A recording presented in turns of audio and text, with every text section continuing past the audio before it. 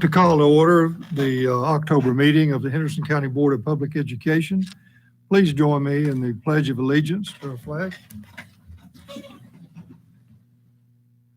Pledge Allegiance to the flag of the United States of America and to the republic for which it stands, one nation, under God, indivisible, with liberty and justice for all.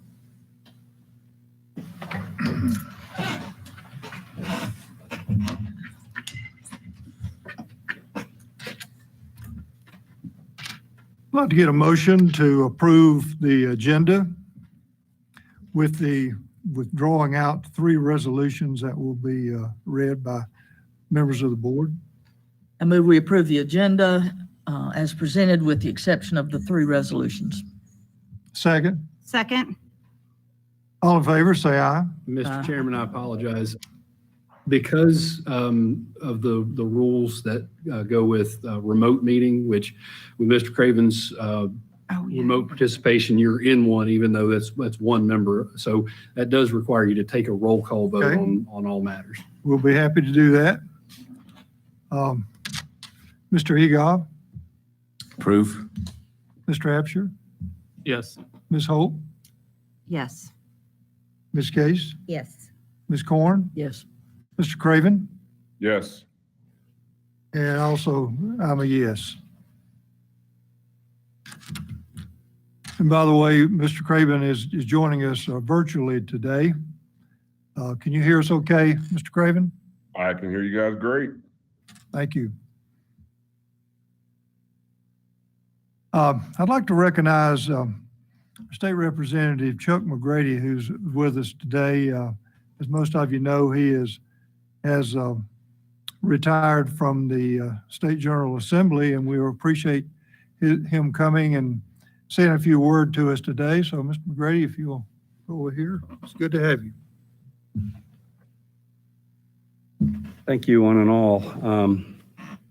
I am the former state representative, Chuck McGrady. As we were talking before the meeting, last week I started out as a legislator and I ended up as a DOT board member. And one takes a lot of time and the other takes maybe 2 days a month. So I think I'm going to enjoy this retirement piece. The reason I wanted to come here, and I've actually been to all the town, village, city councils and an airport authority and a county commission meeting, is because I really want to come back to the local government officials that I so much relied on to do my job over the last, specific last 10 years, but almost the last 20 years. Our former state senator used to kid me that I would be a much better legislator if I didn't spend so much time acting like a local government official. I told him he was wrong. Mm-hmm. He'd be a better legislator if he spent a lot more time talking to Amen. local officials. The other day, it's as chance would have it, he's now a local official with the Airport Authority Board, and much appreciated my coming by to talk to him. But I have depended on board members and your superintendent and other senior staff at various points in my legislative career, come to depend on them. And I just wanted to thank you for helping me do my job right, and particularly thank Bo. We go back a little bit. As some may remember, I was a rather peculiar county commission candidate way back in the day, because when I ran saying I was going to raise taxes to spend it on facilities in Henderson County. And Bo is my source of information. And we put out a lot of pictures of places that need to be repaired. And I got elected amazingly on the pledge to raise taxes for education. So it can be done, even by a fiscal conservative. But Bo has just been critical to me. Mm-hmm. I've worked on a lot of budgetary stuff, and rather than talking to a bunch of other people, my first call when it came to things that were going on in the state was to Bo Caldwell. and you've got a fine superintendent for a little while longer. More recently, our calls have been about always included who's going to retire first. And I thought I was a good firm December of this year, and then he bucked me to November, and I got out in October. So, Bo, sorry to beat you at that, but again, I can't thank you enough both for what you do. My kids both graduated from high school here and have gone on to do great things. And that's because of board members that have served before y'all, most of you. But what we do as public officials is hard work. You're particularly this year and the recent budget years have just been really tough. And I thank you for all of that. And so that's all I wanted to say. I haven't been back here for a while because of this little COVID thing we've been working on. The school board, the school system has a little token of our appreciation for Oh, what that's you've awfully done in nice. support of the school system. And I see that we both have spent some time during COVID growing some facial. Yeah. Who would have ever guessed? Thank you for being with us. Yeah, no problem whatsoever. And it's not like I'm going away. So if there's something I can do to help in whatever fashion, I know these county commissioners pretty well, and I know other parts of government pretty well. And so I'm retiring, but I'm not, dropping dead or something here. Not going away. I'm not going away. So keep doing good things, and thank you very much. Well, certainly before you leave, as superintendent, it's my honor and pleasure to have the opportunity to work for you and work with you, because I think that talking to other superintendents across the state of North Carolina, there was not that relationship there. And I was so proud to be able to say, well, I've talked to my guy and granted, we agreed on some things and we didn't. But the beauty of it is, though, you took the time to ask what I thought and what the board thought and what the school system thought. So, you kind of said that's the way it should be done, and I so agree. That's the way it should be done. And I just appreciate your leadership throughout the years, and certainly enjoy my time when I come to Raleigh. He bought lunch and bought great hamburgers at a little diner, and so thank you for that. And I've got to remember, to be honest, I think the very first time I had the opportunity to speak with you, you were giving me a letter of a recommendation for one of our employees. And that would be Mr. Chad Alton. When we hired Chad Alton back, I think he was one of your employees, and My counselors at camp, and you hired a number of them. Actually. hired a number of them. But that And one was noteworthy. and that was noteworthy, as he's doing a tremendous job for us now as principal at Mills River. So I guess that just brings how time does fly, Mr. McGrady. It really does. And it seems like yesterday that we were talking about that, and now here both of us are getting ready to retire. But once again, thank you for your leadership and what you have done for the students in Henderson County and for the students across North Carolina. Thank you. Thank you Thank so you. much. There is a lot of. Thank you.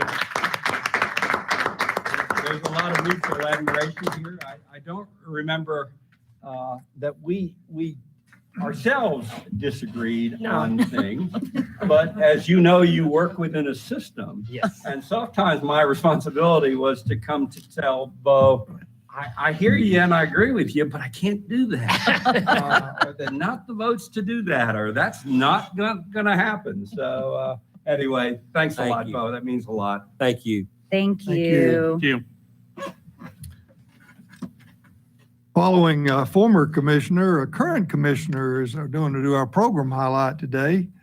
Ms. Rebecca McCall, Henderson County Board of Commissioners, and she's going to do this on the NCACC Task Force. So welcome. Thank you. Thank you for taking the time to have me today. I know that you have been very busy these past few months with a lot on your plate, but I thought this was important enough to share. And you may be wondering, what in the world is this Pathways Initiative? I want to start by talking about the North Carolina Association of County Commissioners. Before I became a county commissioner, I didn't know there was such an organization. Many of you may already know that, but I did not. And we are very active as Henderson County within that organization. In fact, Charlie Messer was pretty much our person that we sent to all of the meetings. So we've had to pick up where Charlie left off, and I've offered to take that ball and run with it. But I was recently elected as the district director, which includes the district that we are involved in is Henderson County, Transylvania County, Buncombe County, and Madison County. So we make up a district for the county commission, the North Carolina Association. And every year within the association, the president, who is a commissioner from one of the counties, one of the 100 counties, takes on an initiative that he thinks or she thinks is important to the entire state. And this past year, our president was Kevin Austin, who is county commissioner of Yadkin County. And he took on the initiative of identifying disconnected youth and finding a way to help them. And the program that we came up with is called Pathways Initiative. So I want to share with you how that all came about. He gathered together 17 different county commissioners from across the state. We were a very diverse group, not only male, female, race, and all of that, but also backgrounds. We had people from academia, we had people from business, we had people from government, just that had worked in government all of their life. But so we had a various, and people from nonprofits. So we had a good mix of people that made up this task force. And our vision was to equip the counties to lead local youth toward meaningful and sustainable futures. Now, why is that important? Well, that's what I'm here to explain to you. Within North Carolina, disconnected youth, well, back up. Disconnected youth is defined as teenagers or young adults ages 16 to 19 who are neither working or in school. And I thought, well, how are we going to identify all those? But if you think about it, it's really easy to know of the ones that aren't in school as long as you know they still live in the state or in the area. Statewide, our percentage is an average of 9.65%, but there are counties that have as much as 23% of these youth who are either not working or not in school. And that's concerning. And when I say percentage, that's a percentage of their peer group, not a percentage of the population. And with the effects of COVID, it's probably, we don't have the numbers yet, but it's probably become larger just because of school closures, suspension of youth programs, separation from their social workers or guidance counselors or teachers, and then just being isolated from the community. Having 5 grandchildren who have been in my home since March until recently. Today is one of the days they're all in school. It's Tuesday and Friday are my happy days. Like a vacation. Not that I don't love my grandchildren, but they were really excited to go back into the classroom and to see their friends and to be with their teachers. Just going to back up and share with you a little story. When I took my 13-year-old granddaughter to pick up her yearbook from Flat Rock Middle School in May or maybe June, whenever it was, they passed out the yearbooks. We pulled up and she had to stay in the car, of course, and somebody came up and asked her name. And then they went in to get her yearbook and out came her 2 favorite teachers. And tears started streaming on her and on them because she had been separated. And to know that a student loves their teacher that much, that she misses them that much, was just heartbreaking for me. But so I just wanted to share that quick little story. But there are students that don't care for school as much as maybe she does. And thus the problem that we have with disconnected youth. In Henderson County, in the 2017 census, we had 4,562 people who fell within this category of 16 to 19-year-olds. Now, of course, that's changed a little bit, but it's probably around the same number. And our new census will give us a lot of new information. Of that, in Henderson County, 7% were identified as disconnected. That's 322 youth. Now, that does not include those who may be going to school or working, but are considered quote unquote homeless because they're couch surfing or whatever that is. And I tend to think of them as a little bit disconnected as well and needing that extra help to get through. So if those remain out of the workforce, if that group remains unattached and out of the workforce or out of school for very long, they may never recover. They may never come up from that gutter that they're in. And national annual cost for this, and this will blow you away, is $93 billion. Wow. I had no idea that you could put a number like that on this situation. So the purpose of this task force was to better understand the issues. Why are kids out of school? Why are kids not working? What is causing this problem? And to determine how the counties and the states can all work together to create a pathway for these kids. And it's interesting that too, you think, okay, this is probably mostly low-income families, but it's not. It can affect any family. It's not dependent on economic status. But that is the majority, but it's not dependent on that. So we were able, before COVID shut down, we were able to meet in our task force twice in person, and the rest was all virtual. But in that second meeting that we had, we were able to meet 3 who were recovered disconnected youth, if you will. The first one was a little bit younger than the normal age. He was a 14-year-old male. He had a single mom. He was the oldest of several siblings, and he lived in an inner city home.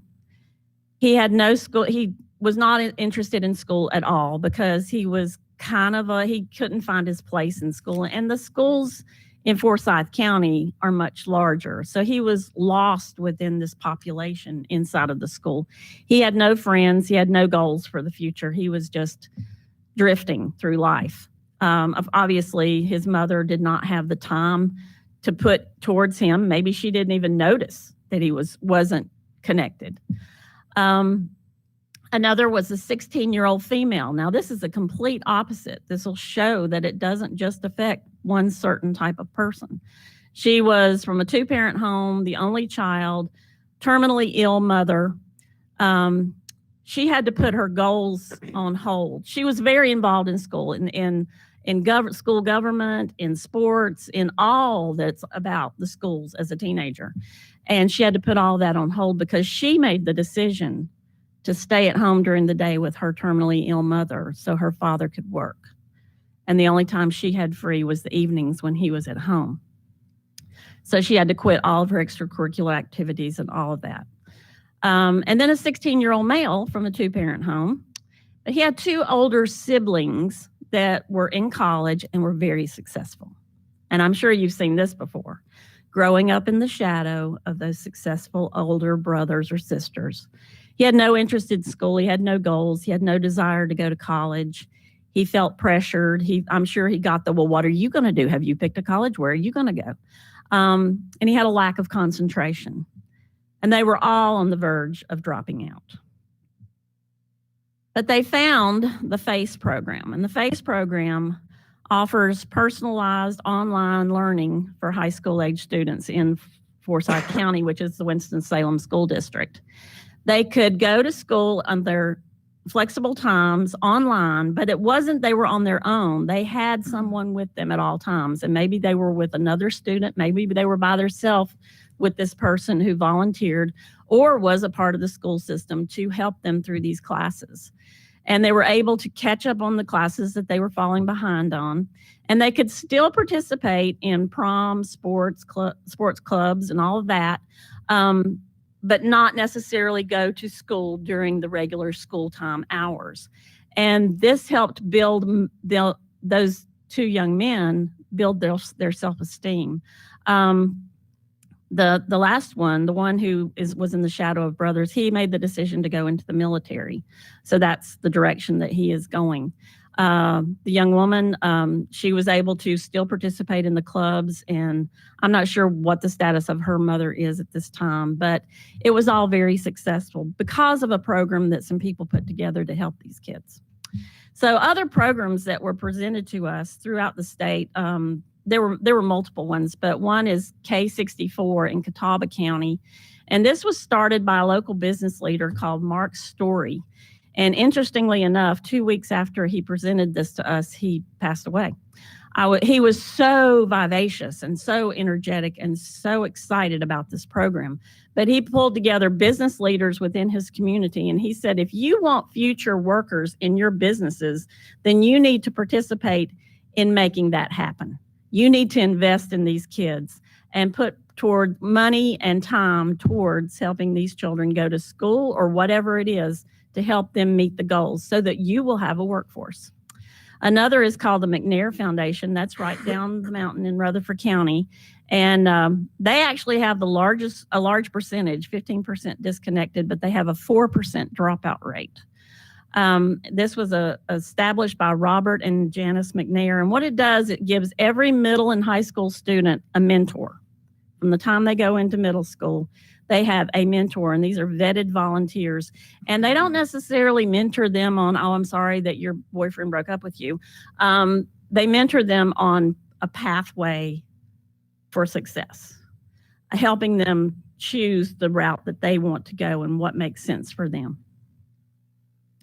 Another one is Dream It, Do It, and that focuses on the higher engineering, manufacturing, management, that sort of thing. Kids that are interested in that are showing interest, just exposing them to what's out there, bringing them into the industries and letting them see what jobs are available.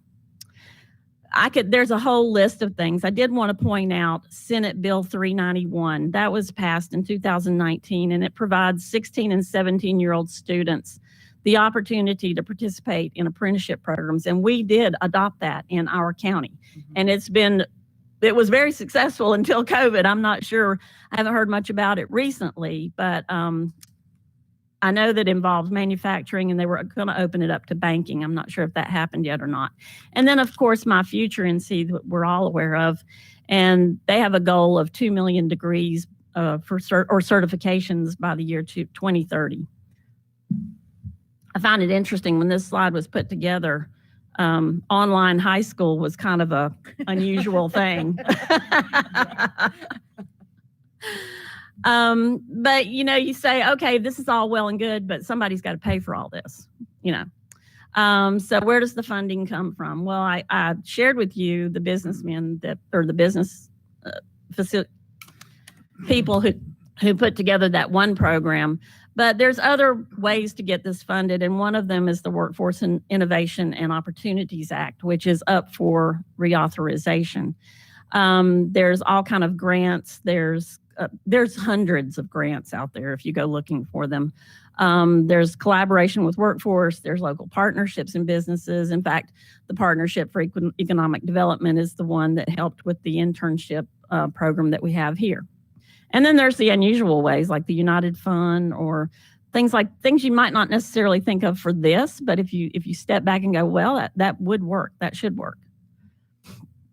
So I sent you all electronically the connection to the report. We generated a report that is just chock full of all of the different resources that we could come up with in the short amount of time. And I want to do a shout out to Bo Caldwell and staff because they helped me tremendously to present out what we have available in Henderson County. And I had a meeting with them as well as Dr. Leatherwood from Blue Ridge Community College, and I have presented to their board as well.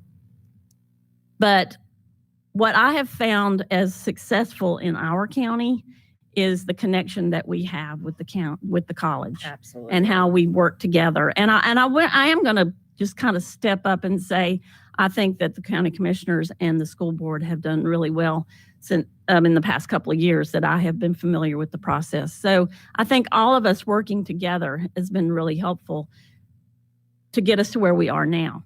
So what else can we do? Have we done enough? Should we sit back and pat ourselves on the back or say, this is great, or is there more that we can do? What I want to do is establish a county task force and set some goals, evaluate the existing programs, measure against state and national initiatives, collaborate with potential stakeholders. We have a lot of big stakeholders, potential stakeholders in this county. Identify potential programs to add to what we already have, and then go after the funding for it. Currently within the county, from what I can gather, we have early college, which is a collaboration between the school board or the school system and the college. We have innovative high school, again, another collaboration. We have high school counselors located at Blue Ridge Community College. That's the greatest thing that's ever happened as far as I'm concerned. I remember when I was going through high school, I did not get any counseling to help me figure out what it was I wanted to do. I could be a teacher, I could be a secretary, or I could be a nurse, or what else? None of that really, I didn't really want to do any of that. Thinking back, maybe I should have done the teaching part though. Then we have Camplify. If you're not familiar with Camplify, I suggest that you make yourself familiar with it because it's a very successful program. When I asked the director, what's your hit rate? She said 100%. 100% of our students graduate from high school, and that's part of their goal. Then we have JCPC, which is has kids at work, and there's two programs. One of them was getting ready to get started and is working with the agricultural community, but then we had COVID hit. So we hope to get that one going soon. And then we've already talked about the apprenticeship programs. But in conclusion, the counties can use the Pathways report as a starting point in identifying what they can do to help more youth find a pathway towards success. But the important note is that success is not defined the same way for everyone. And I think that's where we've messed up a little bit in the past. The link that I've provided will take you directly to this Pathways report. And I know that there are some printed copies for you, but the electronic version has links in it that will take you to all of the resources that we have identified. So what I'm going to ask from you is when I get this task force started, which will probably be in January or maybe December, but sometime around there, identify someone from the school system that you want to participate in this. And it doesn't necessarily have to be just one. It could be a school board member and someone that works for the system. But I would really like to get this local task force going as soon as we can and see what we can do to decrease our number and figure out how to help these kids. So are there any questions? I do have one question now for curiosity. I know one of the funding opportunities, the WIOA thing, since we already received that funding in the county, would that in a sense be a redirection? Possibly, probably, because it would be a new program, Okay. a new initiative. Because we have 2 staff people currently on that spot. Well, this would be a whole new initiative for that, so. Scott, Any other question? I would just like to say I like your comment about, yes, we're doing a lot of things here in Henderson County that we can be proud of. But I tell our administrators all the time, we got to get better. We got to get better every day. We got to grow every day, and what we do today, let's get better at it tomorrow. So yeah, I do think there is continued growth in Henderson County in this, and so I wish I was going to stay on to certainly help. You can be part of the committee. I'll have my printed copy to the You and left. Chuck. We've already put your name on the list. Once again, Sorry. though, I do thank you for this, and like you said, we will continue to grow in Henderson County and get better to help those disconnected youth that we truly need to. Absolutely. Well, I'm a Six Sigma black belt from manufacturing, and in that world, you identify defects, and the goal is to have 3 defects per million opportunities. And so 322 is too many. We need to get that way down. Yeah. 1 is really too many. Mm-hmm. So thank you for your time. If you think of any questions, you all have my email address, and I really appreciate all that you do. I'll take that opportunity to tell you that as well. Thank you. Thank you. I appreciate the time it took for you to do this, and then being so connected with our board that you're willing to come over here and present it to us, and the support you give us on a daily basis. I know you want to get them grandkids out of your house, but I got 2 days. it's it's very, very much appreciated, and this especially is super important, and we can do big things with it. So Okay. Thank you Thank so you. much. Thank Thank you. you. Thank you. Board Chairman observations. Mr. Craven, do you have any observations? Not today, thank you. Okay. Any other board members have observations? Public comments. We have, as we've gotten the last couple of months, a number of public comments, and we welcome those. Unfortunately, we receive so many with only limited to on our time allowed for public comment period, but we have posted all of nearly 30 comments that were received for this meeting on our website. They'll be posted tomorrow, and all the school board members have received those as well. Thank you to all those who are giving input. We look forward to the day soon when you can come and present those personally to the school board at our meetings. We did pull out from the consent agenda 3 resolutions that are important all, and Ms. Corn will read the one for American Education Week, which is November 16th through the 20th. Resolution honoring the observance of American Education Week. Whereas public schools are the backbone of our democracy, providing young people with the tools they need to maintain our nation's precious values of freedom, civility, and equality. And whereas by equipping Americans with both practical skills and broader intellectual abilities, schools give them hope for and access to a productive future. And whereas education employees, whether teachers or custodians, media coordinators or bus drivers, administrators or child nutrition workers, work tirelessly to serve our children and communities with care and professionalism. And whereas schools are the cornerstones of the community, bringing together children and adults, educators and volunteers, business leaders, and elected officials in a common enterprise to work together to make our public schools great for every child. Now, therefore, be it resolved by the Henderson County Board of Public Education that November 16 through 20, 2020 be observed by the Henderson County Public Schools as American Education Week. Thank you, Ms. Corn.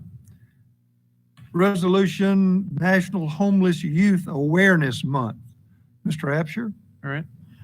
Whereas the month of November is designated as National Youth Homeless Awareness Month, and whereas the designation was declared by the U.S. House and Senate in 2007 and serves as an outlet to increase public awareness on the ongoing issue occurring in cities across the United States. Whereas the nation's public schools in 2018 reported 1.5 million homeless students in the grades pre-K through 12th grade.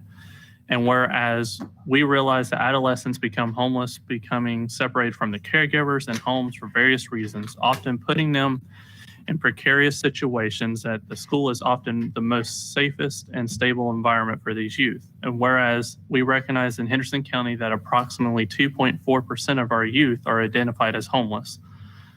Whereas the Homeless Education Link Project, the HELP program, provides assistance to homeless students and families to remove barriers to education and ensure academic success in school. And whereas the homelessness in Henderson County Public Schools students combines the present significant education, health, and emotional difficulties, and we recognize that a stable, quality education has the potential to break the cycle of homelessness. Now, there it be resolved by the Henderson County Board of Public Education that the month of November be observed as National Youth Homeless Awareness Month, adopted on October 13th of 2020.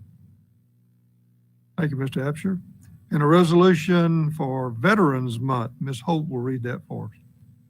resolution honoring the observance of Veterans History Awareness Month, November 2020.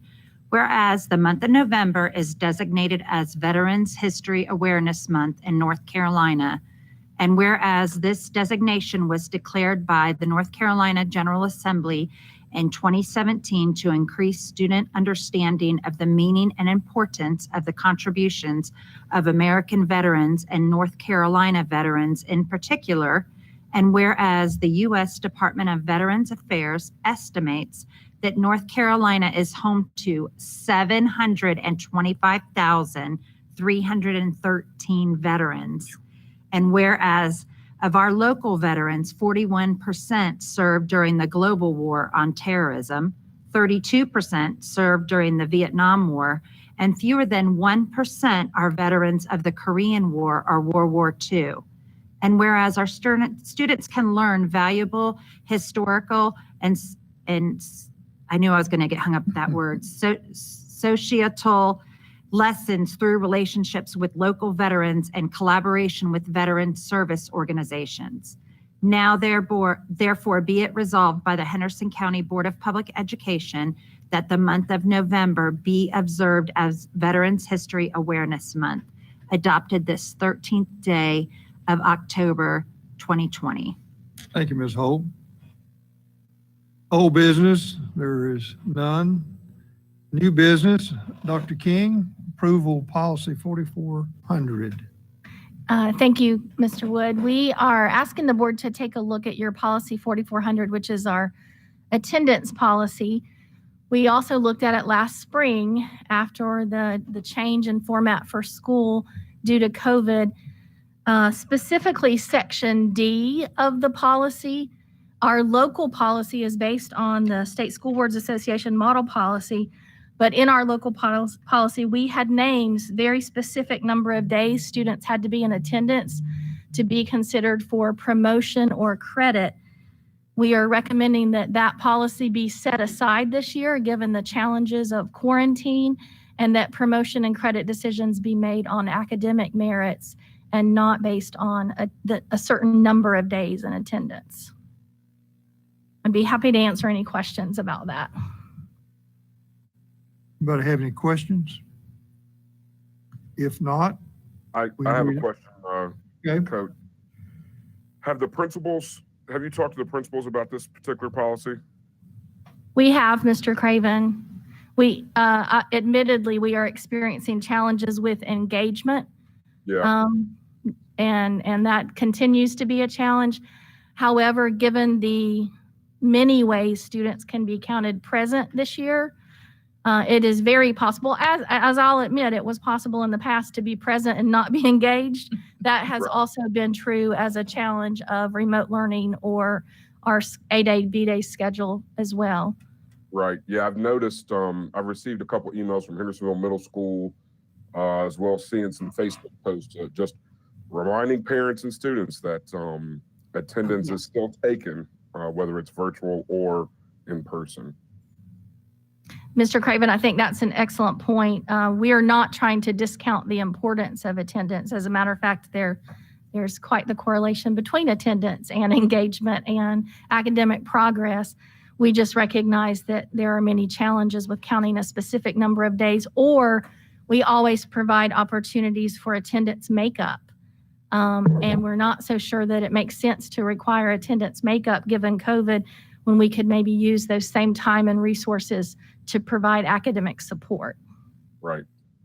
I would hope and have always believed this, even in my teaching days, that a student cannot be absent, whether physically or mentally absent, for some 30 days or whatever number you might want to pick, and still pass the course. And so I'm willing to certainly think that we can't have it's not arbitrary, I guess, but somewhat arbitrary number of days, just a number to say. I think that I would trust our teachers to make the right academic decision from the work they receive from the students. Any other discussion or questions? So just out of clarification or question, so I know we have a truancy social worker Separate that helps deal. with this kind of stuff. I'm assuming that would just more or less retarget that position to kind of help engage people a little bit more instead of stressing about filing for truancy or stuff like that? Absolutely. Truancy has been and will continue to be an issue that we will address when there's a need. The policy, the recommendation for the setting aside Section D is really about that specific number of days to be considered for credit or promotion. So we would still, some occasions might result in court action possibly? Could potentially. We always try to avoid that when possible and work with families to come up with a plan to get students in school and engaged in school. But yeah, to be honest with you, the work of our folks who work in truancy has increased, not decreased. Right. And that's where I just didn't know if this kind of helps alleviate a little bit of that stress of the standards.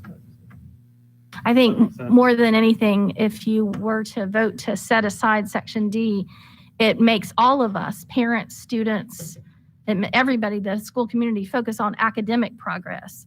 And the best path to that, of course, is to be engaged in your work. Are Well- the social workers working with these remote kids who never check in? Are the teachers reporting those to that social worker at truancy? Yes, Ms. Case. As a matter of fact, in principal meetings today, that was exactly some of the discussion, is making sure that we track those students, who is going to go out and do that home visit, and who is the best person to encourage those. And it's social workers, but it's many other people as well. We've had teachers doing those same kinds of reaches. And we talked today about often it's the person at school who has the best relationship with that student. Sometimes it's not grades or a report card that motivate students. Sometimes it's the coach that they respect, the band teacher they respect, the teacher they had last year that they had a relationship with, to encourage them to get on the ball and get to school. And, I can say that this year especially, they would have every opportunity to make that academic work up. I mean, the lessons are recorded and they're online for them. You can go back. I mean, there's been many a day I've gone back and sat with Connor and, gone over that lesson because he couldn't recall, because I'm sure he was paying really good attention when he was online learning. But, we just go back and review it. And I think that's a definite bonus that our kids have this year they've never had before, is that teaching is there for them at any time. Do we have a motion on this? I move that Henderson County Board of Education waive Section D of the attendance policy 440 for the 2020-21 school year. Okay, thank you. Do I hear a second? Second. Second from Ms. Holt. We need to have a roll call vote again on this. Mr. Egoff, Yes. Mr. Absher, Yes. Ms. Holt, Yes. Ms. Case, Yes. Ms. Corn, Yes. Mr. Craven, Yes. and I'm also a yes.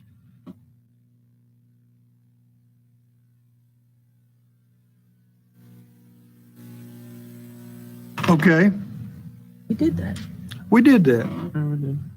We We did did it. Roll We call. did it. We did a roll call. We did a roll call on that. No, that was on the agenda. The consent. No, Oh. no, we don't have to have a roll call on an agenda approval, I don't believe. No, I'm talking But about. we did the consent agenda. We did a little early. Who made the motion? Ms. Corn. Amy. Ms. Holt? Okay. Under new business, we have Dr. Bryant on the revised school calendar. Thank you, Mr. Wood and members of the board. What you'll see before you for this item is a revised 2020-2021 school calendar for all Henderson County Public School students. We have been sharing with you, as we initially approved Plan B, a revision through the month of October. Most familiar to you would be the change of the teacher workday on October the 19th. That had previously been a remote learning day. We have made an adjustment now to consider that to be an optional teacher workday, but we knew it was important to then also look at what the remainder of the calendar might look like for some period of time. And in so doing so, we reflected on the remote learning period that we began the school year with, And statutorily, we are required to have 5 remote learning days in our calendar that could not be in the first 5 days of the school year. So we've changed those categorizations and how those are designated to make that essentially the second week of the school year, because we have done fully remote learning for the first 6 weeks of the school year. So we've moved those out of the spring. We've coded those properly in the month of August. But note, in November of this year, the upcoming election day, November the 3rd, we had previously designated that as a remote learning day as well, because we knew that it's important to not have students in face-to-face instruction on an election day, especially in a presidential election. You all know that a number of our schools are utilized as election sites, and so we like to continue to present that resource to our community, but we feel like it's safest for students to not be present on that day. We also recognize, again, with the remote learning period that we began the school year with, if we moved all 5 days there, we can now look at that as an optional teacher workday, again, providing an opportunity for our staff to prepare for their continued instruction, to give them a day of focus. And in October, you remember that October 16th, although it's hard to believe, that's the end of the first quarter. This is the end of the first grading period that is coming upon us this week. And so that has historically been a time where we've tried to have a work day for teachers to be able to contact and conference with parents, to be able to submit grades, to be able to distribute quarterly reports or report cards or otherwise. So the significant changes there are optional teacher work days in October and November. There's been no change to the end of the first semester. Remember, that was a priority of the board when we looked at our projected calendars, that the first semester would end prior to the Christmas holiday. And so that winter break will continue to begin on December the 22nd. There's been no change in students' return to school in January.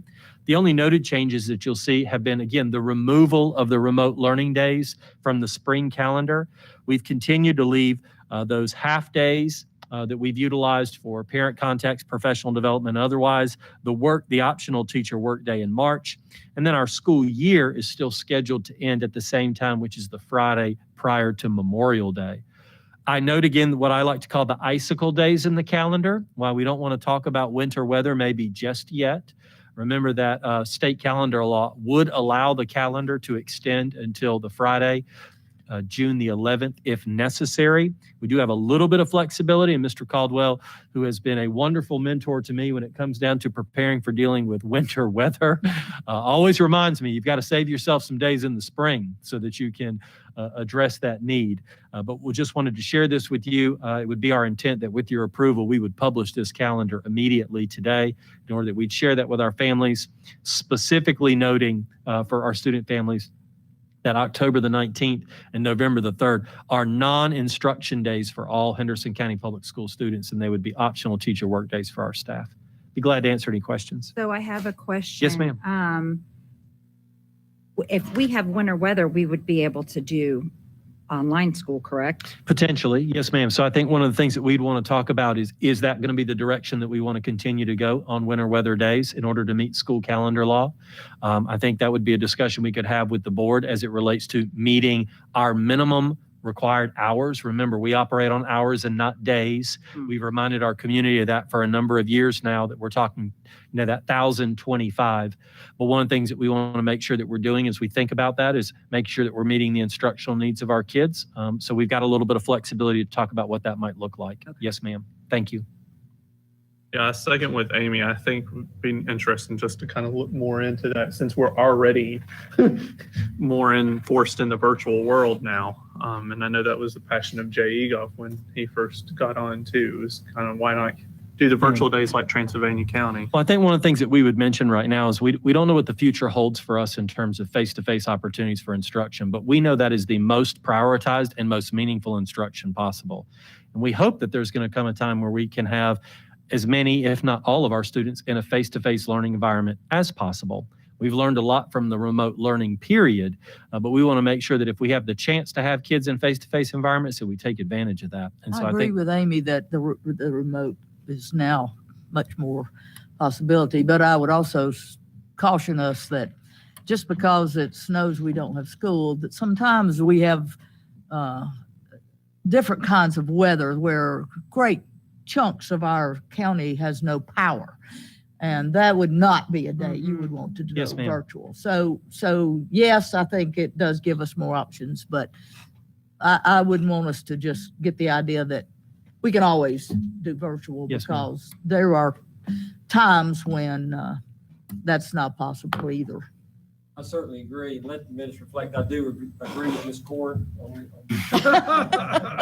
But yes, I think that could be used. It's not certainly an every time it snows opportunity. And you got to remember, let's put our thinking caps on about when we had those 5 straight days and we had the huge snow right at the first. Well, the huge snow right at the first would not be a good time. Now, those 2 or 3 work days at the end would be a great time because you got to also remember some of our teachers have a hard time even having internet access at their home. So they've got to be able sometimes to get to school and to have those virtual days. So I think it is a tool that you can use. You can put it in your pocket, as Ms. Corn said, to use it when it's the conditions are right to use it. I just don't think that every snow day should be counted as a virtual day, but there will be certainly times to use that. Would just be my opinion. In this case, you have a question? My question was going to be, could teachers teach virtually from home during this snow because it's hard for some of them to get there? So was my question. But Yeah. it sort of covered that. I think that'd be a good point for our next superintendent challenge there for the new one to kind of research that and see how the other counties are doing it. See if it's possible. As soon as we solve the pandemic, we will worry about snow day learning. Yes. Exactly. Mhm. Really. Any other comments? Do we have a motion to approve this? I move we approve the 2020-2021 revised school calendar. Second. Any further discussion? Okay, we'll have a roll call vote. Mr. Egoff, Yes, sir. Mr. Hapsher, Yes. Ms. Holt, Yes. Ms. Case, Yes. Ms. Corn, Yes. Mr. Craven, Yes. and I'm a yes. All right, superintendent's reports. Before we go into that, I'm just a minute. I'm very big on transparency, and I know you talked about posting the public education comments. I want to let everybody know that you can go to Henderson County Public Schools NC.org and you click on district, and then you click on Board of Public Education, which are both on the tabs up front. And then tomorrow there will be a link where it says Board of Education meeting 4 p.m. live stream. There'll be a link there that will take you to the public comments. So we're going to start opening up our meetings in the future, and I don't want anybody to think we're trying to pull anything on them. We want everything out in the open, public comments, people here attending our meetings. I feel that's very important to me to be as transparent as possible. That's all. Thank you. Thank you, Mr. Egoff. Thank you. Sorry. Caldwell? Yes, sir. First is the Equity Focus Group, and I want to turn that one over to Dr. Bryant this month. Thank you very much, Mr. Caldwell. Just like to share with the board, this is a priority topic for us as we've talked about with the board, and an opportunity for us to continue to educate ourselves as school leaders, and then also prepare to how we best serve the students who are under our care. And specifically over the weekend, Ms. Holt and myself participated in a phase 1 training of the Racial Equity Institute, along with about 35 or so other community members and leaders across Henderson County. It was a real opportunity for us to have a shared conversation of learning about some of the information that helps us to understand how equity can be discussed in a community in a really healthy and productive and forward-thinking way. In a lot of respects, I think Ms. Holt might agree with me, it was a bit of a history lesson. It was an opportunity for us to learn together, to learn about how to talk about equity together in a community, how to serve the children of our community well. We both described it as a particularly powerful and it was emotionally draining opportunity, but I don't think of the folks who participated in it, there was any place that they would rather have been because of the way in which we were able to learn together about how to conversations around equity in our community. And so one of the things that I really appreciate about the opportunity with this leadership team is we recognize we have to be lead learners. In order to facilitate conversations, we have to be willing to do the learning too. And so I really appreciate Mrs. Holt's participation in that, and the number of other individuals who participated as well, because I think that's going to inform the way we shape those conversations for our community moving forward. And so, Ms. Holt, I would certainly turn it over to you if you'd like to offer anything else as well.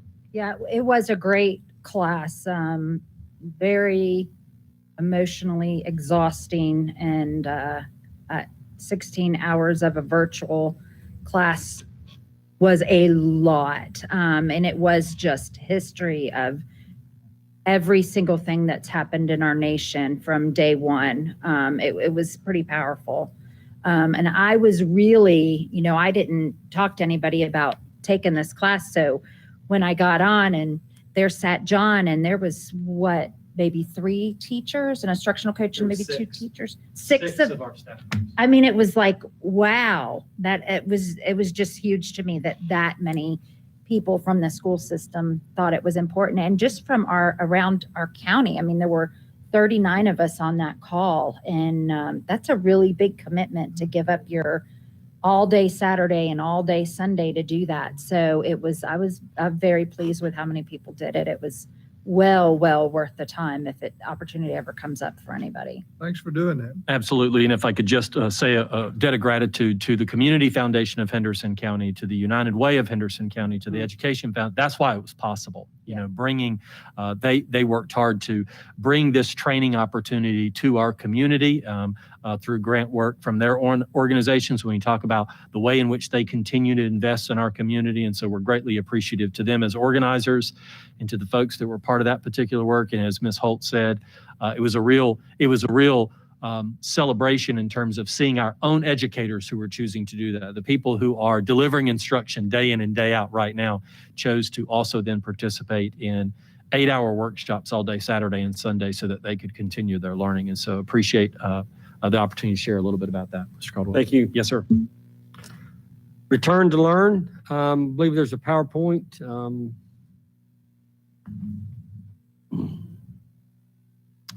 Matthew, you just go ahead and I'll just tell you when to click. Is that okay? Okay. Let's go.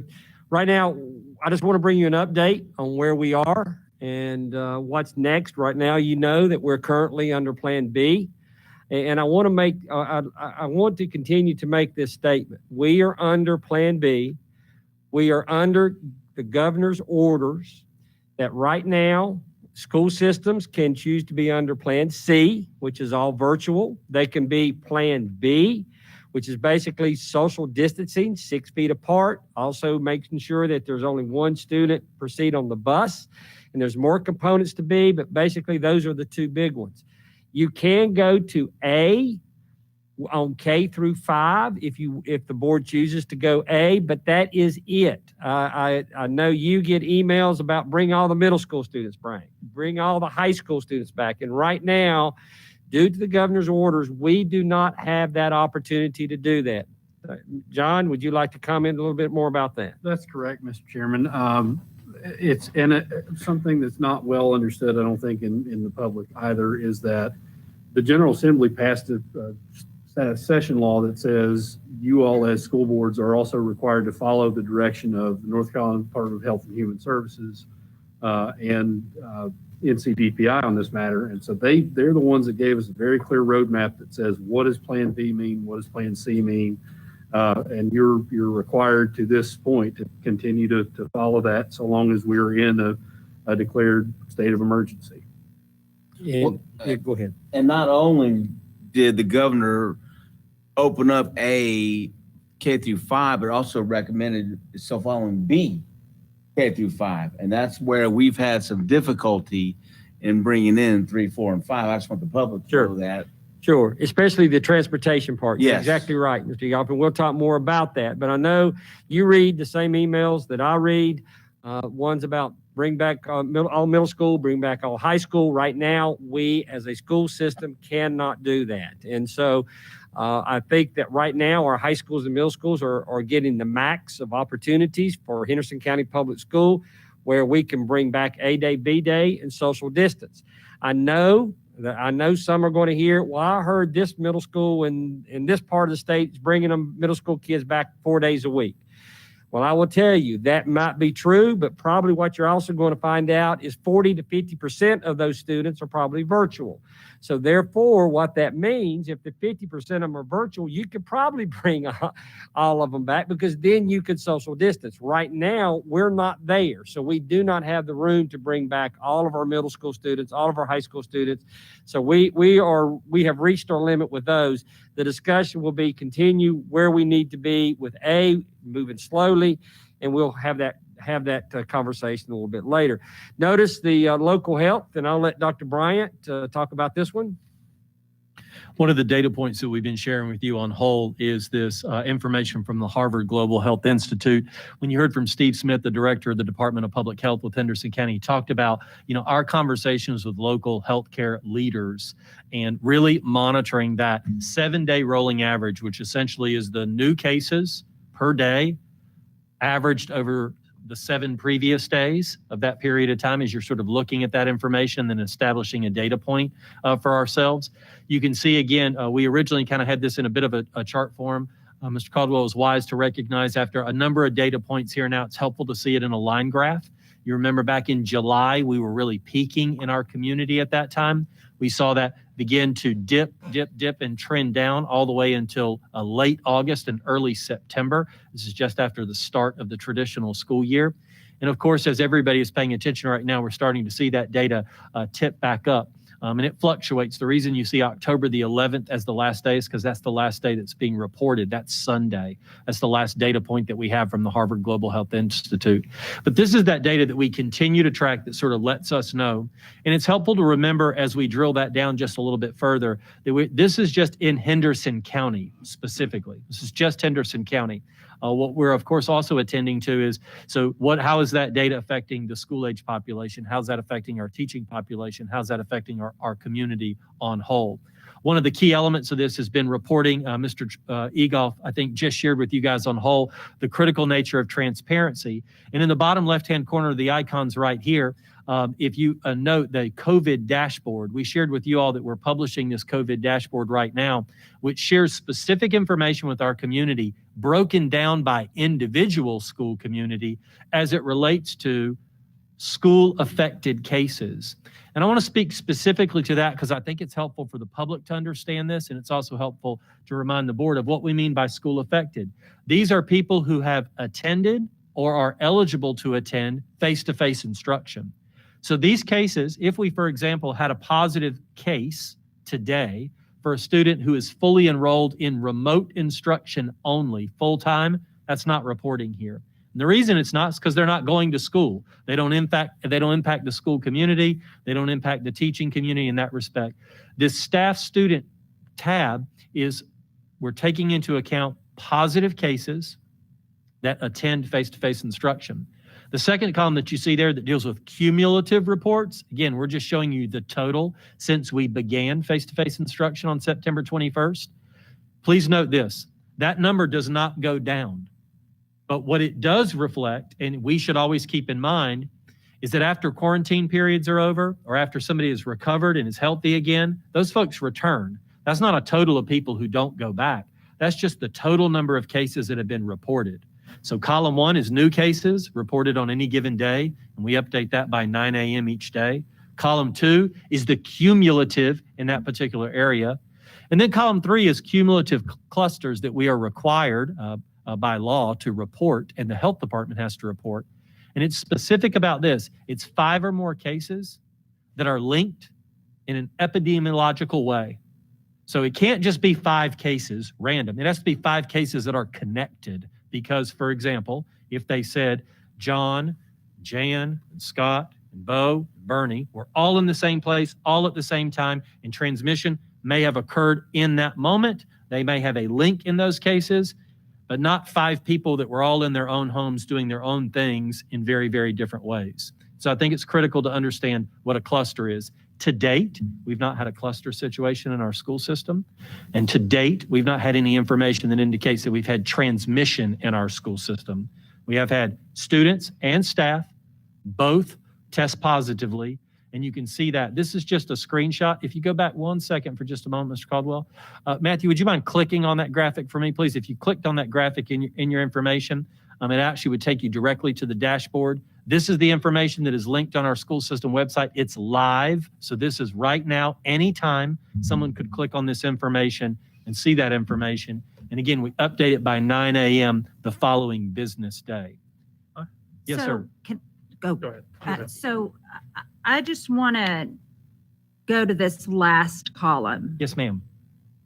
It's reporting 0. So we have not had any students that have transmitted this to other students So that's not what the last, in our school system, not like at a party at somebody's house. right. So that's not what the last column reports. The last column would be 5 cases that are Oh, in our the schools that cluster, are that's linked. correct. Yes, But ma'am. you would, that's right. But But you to, would but say, to our knowledge right now, Uh-huh. and to the contact tracing that has occurred, we have no evidence of transmission at school. okay, from students to students. Or student to Or teacher. student to staff, That's correct. or staff to student. That's correct. However, every time we have a positive test case in a school, and for example, folks are in those same spaces, that does mean that group of people might be quarantined who are determined to be close contacts. Right. Okay. But in terms of a determination that the transmission has occurred at school, no, ma'am, there's no evidence to that. John, are you keeping up with how many are quarantined? We have that information, and one of the most frequent questions we get in this case is, can you report that number? Okay, that's a moving target and a fluid number and a very hard one to be accurate, but we are.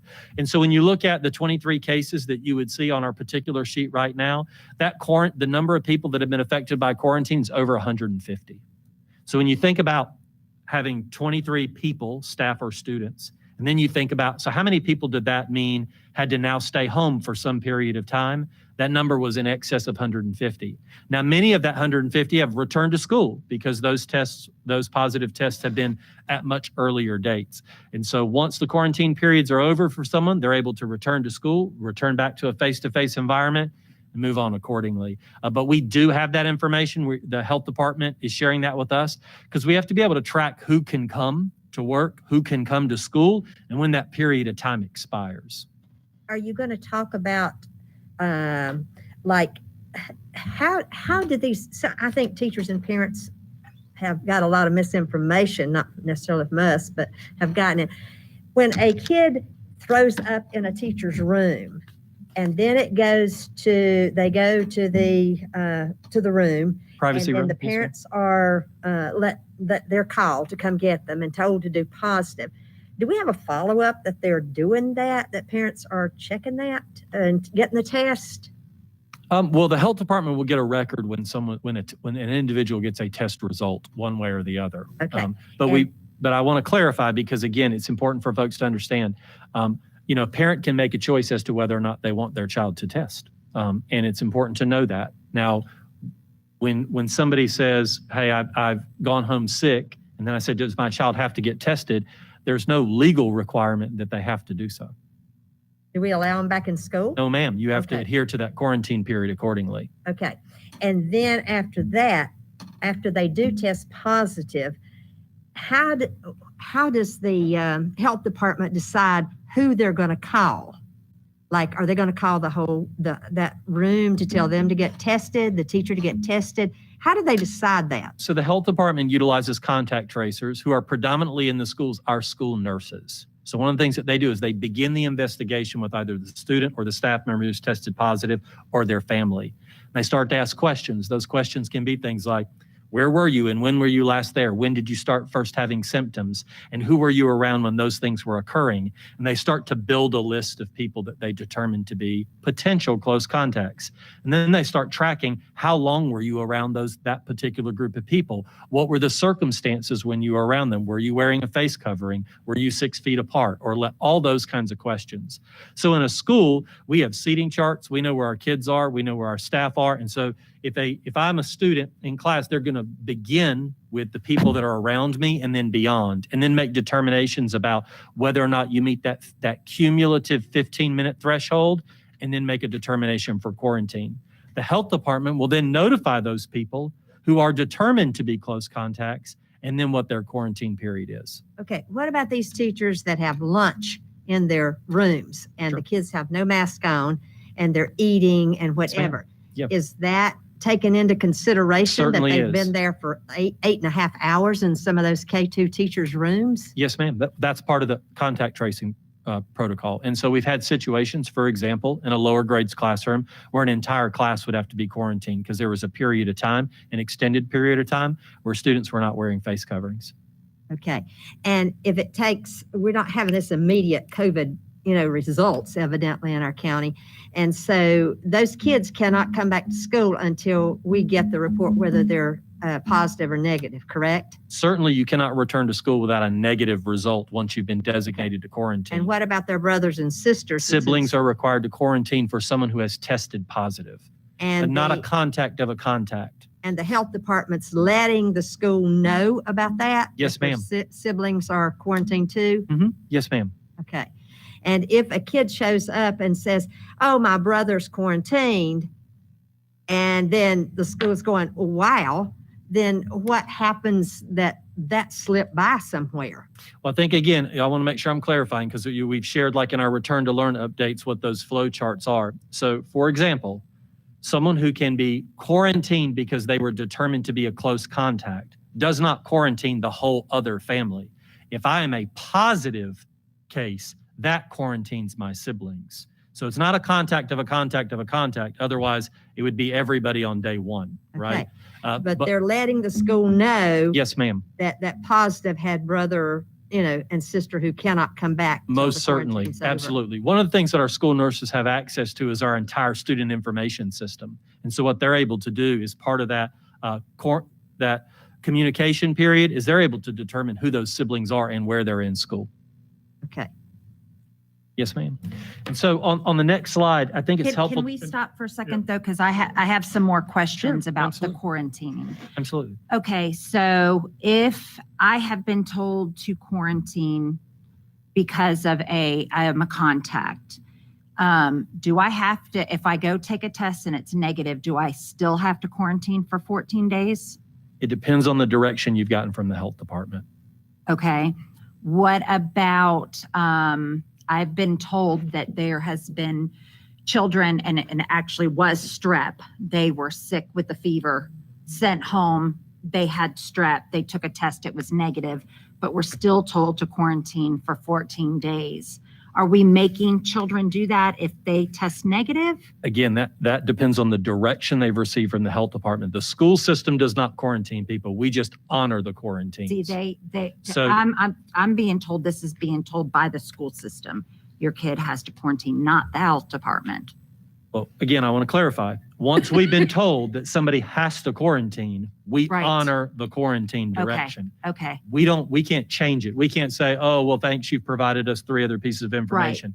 If the health department tells you to quarantine and they tell you to quarantine for 2 weeks, they have to change that, not us. And they let Okay. And they let us know. We honor that. Absolutely. And the school might be telling them you You- can't come back, but that's because the health department has told the Telling school us. this person. Yes, It's ma'am. all a health issue once we, Right. But if they've been clear from the health department, technically they would be allowed to go. And then we would be directed that they're cleared. Right. So That's they correct. would take that up with the health department and would Correct. then. Correct. Okay. We don't modify the quarantine period. Right. We right. just honor it. Okay. So, but we're not mandating that. That's not something that's directed from the No, health but what department. we are doing, and again, I think this is important because Mr. Caldwell makes this distinction a lot, and Ms. Corn just made it, is understanding the difference between a health issue and a school system issue. Right. Right? But we are doing the communication. So Right. oftentimes we feel like the gatekeeper of that information. We are. Yeah. We are communicating the flow chart that says, here's what you do and when you do it. We're telling you that if you present one of these 5 symptoms, that you have to go home. We're the ones telling you if you have one of these 5 symptoms, you now have to stay home because that is the state guidance for operating schools right now. So it will feel like we're the one telling you this is what you have to do. But it's very important to understand that when you are directed to quarantine by the health department, that is the health department's direction and we don't change it. I think the term you use, we honor it, Yes, ma'am. is probably the best way for us to tell parents who are telling us that. Yes, ma'am. So if they present a symptom, are you getting, or not you, whatever, the nurse there, are they getting the health department involved at that point or are we just saying you need to go home? Like, how does that happen? So if they, for instance, sore throat and fever. So a little bit of both. So when you think about if you come to school with one of those symptoms, we're notifying the nurse and then they're doing follow-up and then they're talking about what those requirements are. But we also remember part of our communication to our families is to attend first and foremost to your own children or just like our own staff. If you have one of those symptoms, then you are directed to not be at school. Right. So that's part of that responsibility that we take as parents initially is to determine, are any of these symptoms present? Do I have a new cough? Do I have a fever? Do I have chills? Those kinds of things. Not only that, it's not only parents, it's also the workers, the teachers. Oh, Yes, sir. absolutely, It yeah. applies to everybody. Thank you, sir. Absolutely. And so then the flow charts that we've communicated with people to help people to understand this very complicated health issue is, if you have any of these things present, you're to not be at school.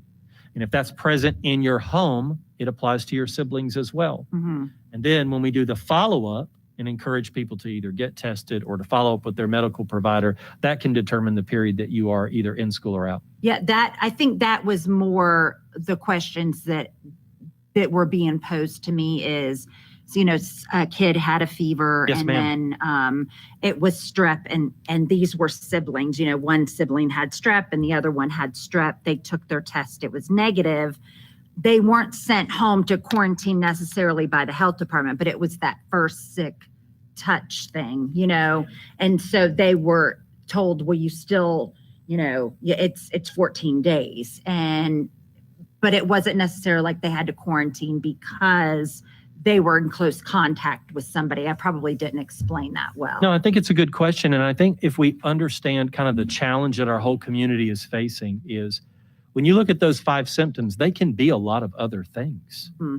We don't but we're having to be extra cautious. Right. And I think that's the challenge for all of us to recognize, is it's not as easy as simply saying, oh, let me prove to you that it isn't one thing or the other.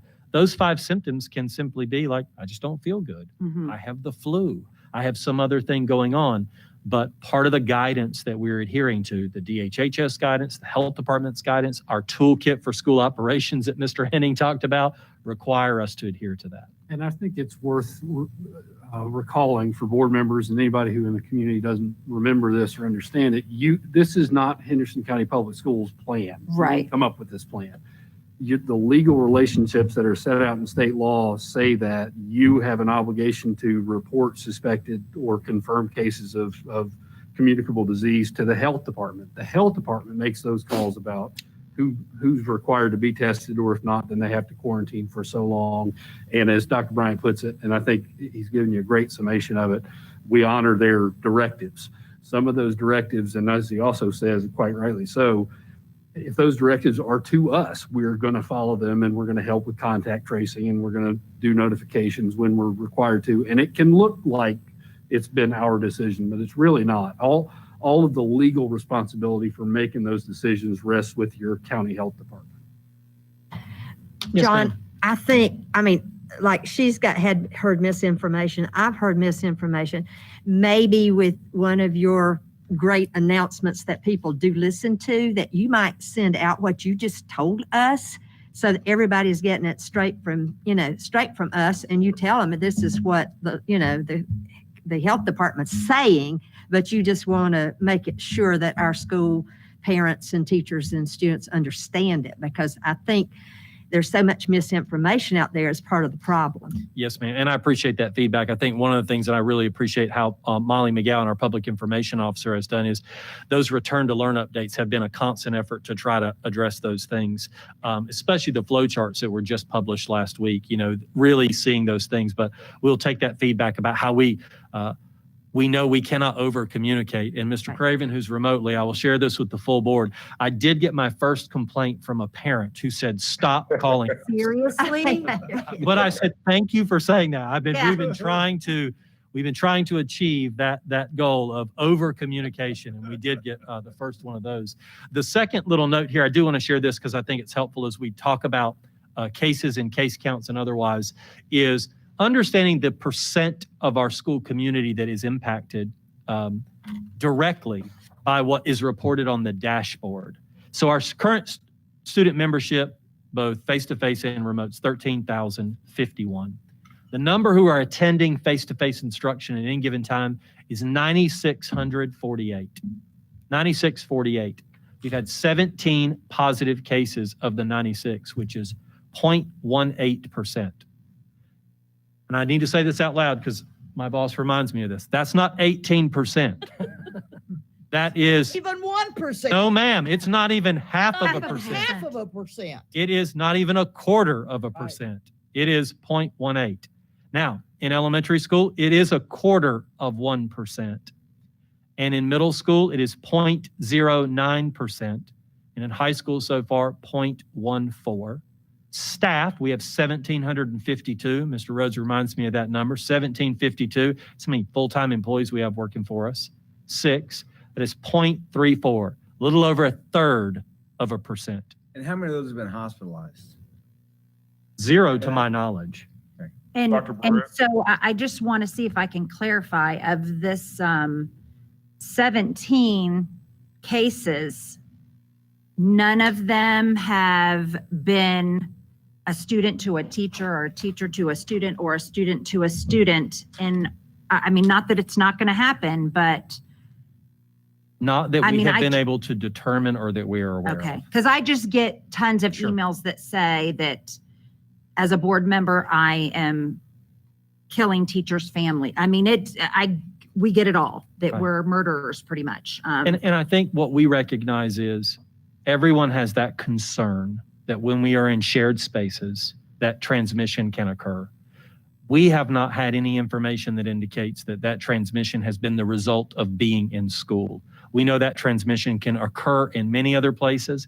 It is why the remote learning option exists for students and families that want to choose that.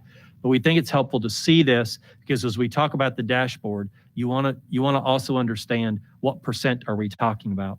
The greater impact might be the question that Ms. Case asked earlier is, so you have 23 positive tests to date. We have in excess of 150 people that have had to quarantine at any period.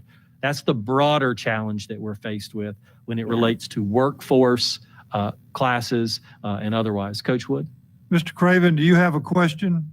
Yeah, I do. And Dr. Bryant just kind of mentioned it there. I wanted to make sure that these numbers are from the start of the school year and not like a rolling 10-day, 14-day average. No, sir. Thank you, Mr. Craven, for that question. Again, that total you see there, 23, and if you were to click on the live chart that is on our website, the dashboard, it's 23 positive test results. That is since the start of face-to-face instruction on September 21st. Thank you, sir. Wait, oh, sorry. Claire? He said, thank you. On the face-to-face instruction, so I know there's some kids that are on fully remote, but they're coming in maybe one day here or there. Are we counting them in that face-to-face instruction, even if they show up for one day? They would or- not be counted in the total at the top, Mr. Absher, that 9648. So if you've chosen Engage Remote Learning exclusively as your instructional platform, that would not be the case. But when you talk about what we report if you've shown up ever. So if you come into a face-to-face environment, then you become a reportable data point Well, for that's us. what I'm just wondering, like if one of the ones that are fully remote test positive, Sure. do we count that in that school since they did come in? If the they building? show up, yes, sir. Absolutely. And again, of the 23, no one's been hospitalized as far as you know. Not to my knowledge. Yes, sir. The next slide, just as a reminder, again, real credit to Molly McGowan and our communications folks and specifically her public information efforts. This infographic is one that's been out for quite some time, and it just reminds our communities, our school communities, and our parents and our families, what is it that we are going to do? And we've done this every single time. We have sent the Swift K-12 call to school communities. We've sent them on back-to-back days and 3 days in a row if necessary in the same school environment. We continue to work with the health department. We continue to provide transparent reporting to the best of our ability while maintaining confidentiality. And we're going to tend to do that. You see in the will not part, no personally identifiable information to the best of our ability. And we are not going to immediately close schools simply for a positive case. We're going to continue to monitor the safety in our school environments. We're going to continue to monitor our workforce stability as it relates to that. And we'll keep you posted if and when that changes. And sorry. Go ahead. Well, most of the time that if it's recommended for us to close because of COVID would come from the health department. If it were for a health reason, yes, sir, absolutely. What we know, and we've reminded the board, is if it came to a place where we could not safely supervise, staff, deliver, transport, any or all of the above, that could be a reason that we might have to close an individual school or an individual school environment if that were the case. And or close. We may have a staff member who at the middle school or high school or substitute that can monitor the safety of the children, but is not basically able to deliver the virtual part. So you may hear that a school is that if you're at home, virtual for today is canceled, but kids can still come to school. We've got to, they're going to be out of the box thinking during this time. What was we used desperate times call for, and I'm not going to say desperate, we're not desperate, but creative thinking during this time. That there may be some options that you may hear where we have substitutes that can supervise, but like I said, the virtual may be. PE teachers may have to swap. So things like this. But yes, if a principal, we had that discussion today, that if a principal calls and says, look, I've got this many quarantined, I've got this many people out, there's just not enough substitutes, I'm worried about the safety, then we'll certainly go to work and look at what we can do to help. And we may have to basically put everyone virtual for a school at certain times. If a teacher teaches positive and they taught in their classroom in high school that day, are all of those parents of those kids let know? Are they quarantined, or do they have to show symptoms, or how's that decided? So there are several questions there. I'm going to work on them backwards, if you don't mind. I love that. I love when the teacher asks you multiple questions. So I'm going to kind of start at the end. So if a staff member tests positive, the very first thing that we're going to do is notify our school nurse and the health department to begin the contact tracing process. Okay? They're going to make determinations as to whether or not the students in that room are determined to be close contacts. There are instances where some, all, or none could be quarantined based on the interactions of the day. And then that alert call goes to the entire school community that says a staff member was determined to be a positive case today. And it goes to everybody. We don't send out a tiered down message to just one class or one group of kids or it goes to the whole school. But the health department will decide if that class needs to be tested or Yes, needs ma'am. to be Yes, ma'am. quarantined. And It so is up to the health department and how many of those students, if any, have to be quarantined. Right. That is all a health department determination. That is not, as a school system, as Ms. Corn said, this is a health issue. The health department is making those health issues. We're just supporting and honoring what we need to do on those decisions. And the next slide just recaps what you have seen, I think, maybe 3 or 4 times now, and that is just the rules for Plan B. Just a reminder, Mr. Caldwell talked about it at the very beginning. It's related to the rules that we receive from state officials, and we are operating in accordance with these rules. To quote Mr. Henning again, we didn't come up with these. We didn't write them. These are the ones that we have to follow as it relates to operations during this period of time. And then we'll talk a little bit about what our attendance groups look like. So you'll note on this next slide, we just wanted to point out that we have continued to see some fluidity in the numbers. You see that our fully remote has gone up slightly since we last met a couple of weeks ago, and that our everyday attendees also went up when K2 came back full time. We did see some families who had opted to go ahead and send their children full time, and the other groups have stayed relatively stable. We'll keep track of that for you though as we move forward. We want to remind folks, people can always switch to virtual, because for whatever reason, if they need to switch to virtual, that's always an option. Where it does present a challenge for us is if they've chosen virtual and want to come back face to face, as we talked about with other logistics, social distancing, school bus transportation, things like that, that presents a challenge. That's why we ask for that semester commitment for virtual. What if a kid is in your classroom and then they decide to, we're going fishing for 2 days and they go virtual? That's okay? That's a headache. It is very difficult for us when people choose to do that for whatever reason. However, we are always going to allow you to, right now, while we're offering the hybrid model, if you need to be out, we don't want to encourage sick kids to come to school. Right. So if you're out because you're symptomatic, we have the ability to bring you in virtually, we want to do that. I agree with that, yeah. But I'm talking about for trivial other stuff. Yeah, we hope that they're making education a priority, Ms. Case. Okay. Got that. But we can't make them, or we can't kick them out. We can't make them go virtual from that. I mean, we just have to, they're just going virtual for a couple of days and then they're coming back. Currently, the state attendance manual allows you to be counted present a variety of ways. One of those ways is a two-way communication with someone at school. Doing your work while you were out currently counts as attendance. So there are a lot of ways to be counted present. Thus, back to our conversation about Policy 4400, we want to make decisions based on academic progress. So you could go fishing and still show up virtual. Turn in your work, Yeah. sign in That's from right. the lake. I mean, I think we it's hope pretty that cool doesn't that happen. students can have that flexibility, that they're just not missing the day. You know, like, well, we're going to go to wherever, so I'm just not going to be here Friday. I mean, they could be there on their computer. It's pretty cool. Well, and I It's the think new world we I live think in. one of the interesting things is I actually called Jan on one situation where I had a homeless student call me freaking out. It was like, heard the news that the cases was rising. It's like, well, I don't feel comfortable going to school.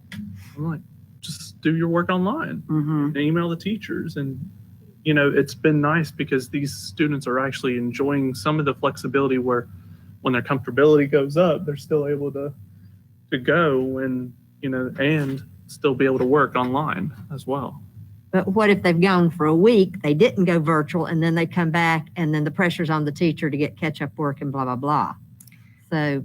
And that that's- happens, but I will say that happened prior to COVID. We had students who Right. missed school and went fishing or whatever else and still wanted to make their work up. And when our heart is about academic progress, it's hard on teachers, and I'm not saying it, I know it is. I mean, several of us in this room have done it, but if our goal is student learning, then we tend to jump overboard. Now, do we hope that maybe education took the priority over fishing? We do hope so, but fishing has won several times over the decades.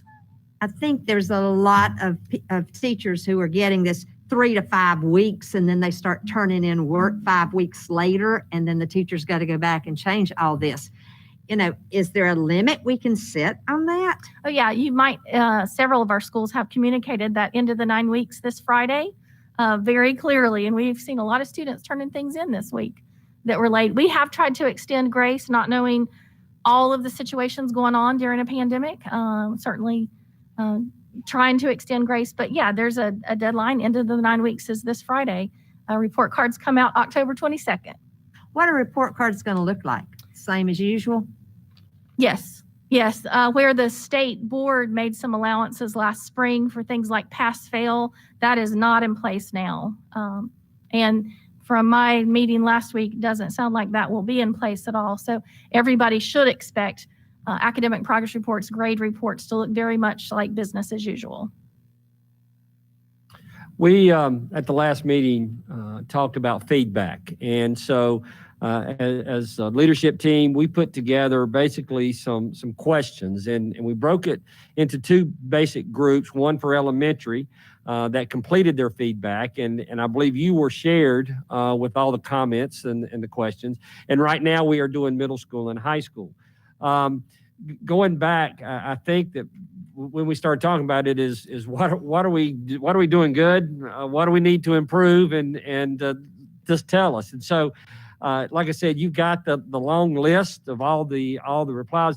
Dr. King, if you want to kind of just go through these and you tell me when to click on basically under Plan B, what was the elementary feedback like? Yes, sir. So again, since you've read all of those, we tried to take the language of all of those comments, and use basically a word cloud to represent the big idea. And so this first question was around what are the most effective and successful elements? And as you saw and read, so much of that piece around success and has been about seeing their students again, and the opportunity to see kids back in buildings. We recognize buildings were very quiet since March. And so having that A-Day, B-Day for grades 3 through 12 and students back in K2 definitely was something we heard from elementary teachers in this, was that whole idea of seeing kids again. But you also see some other pieces in there.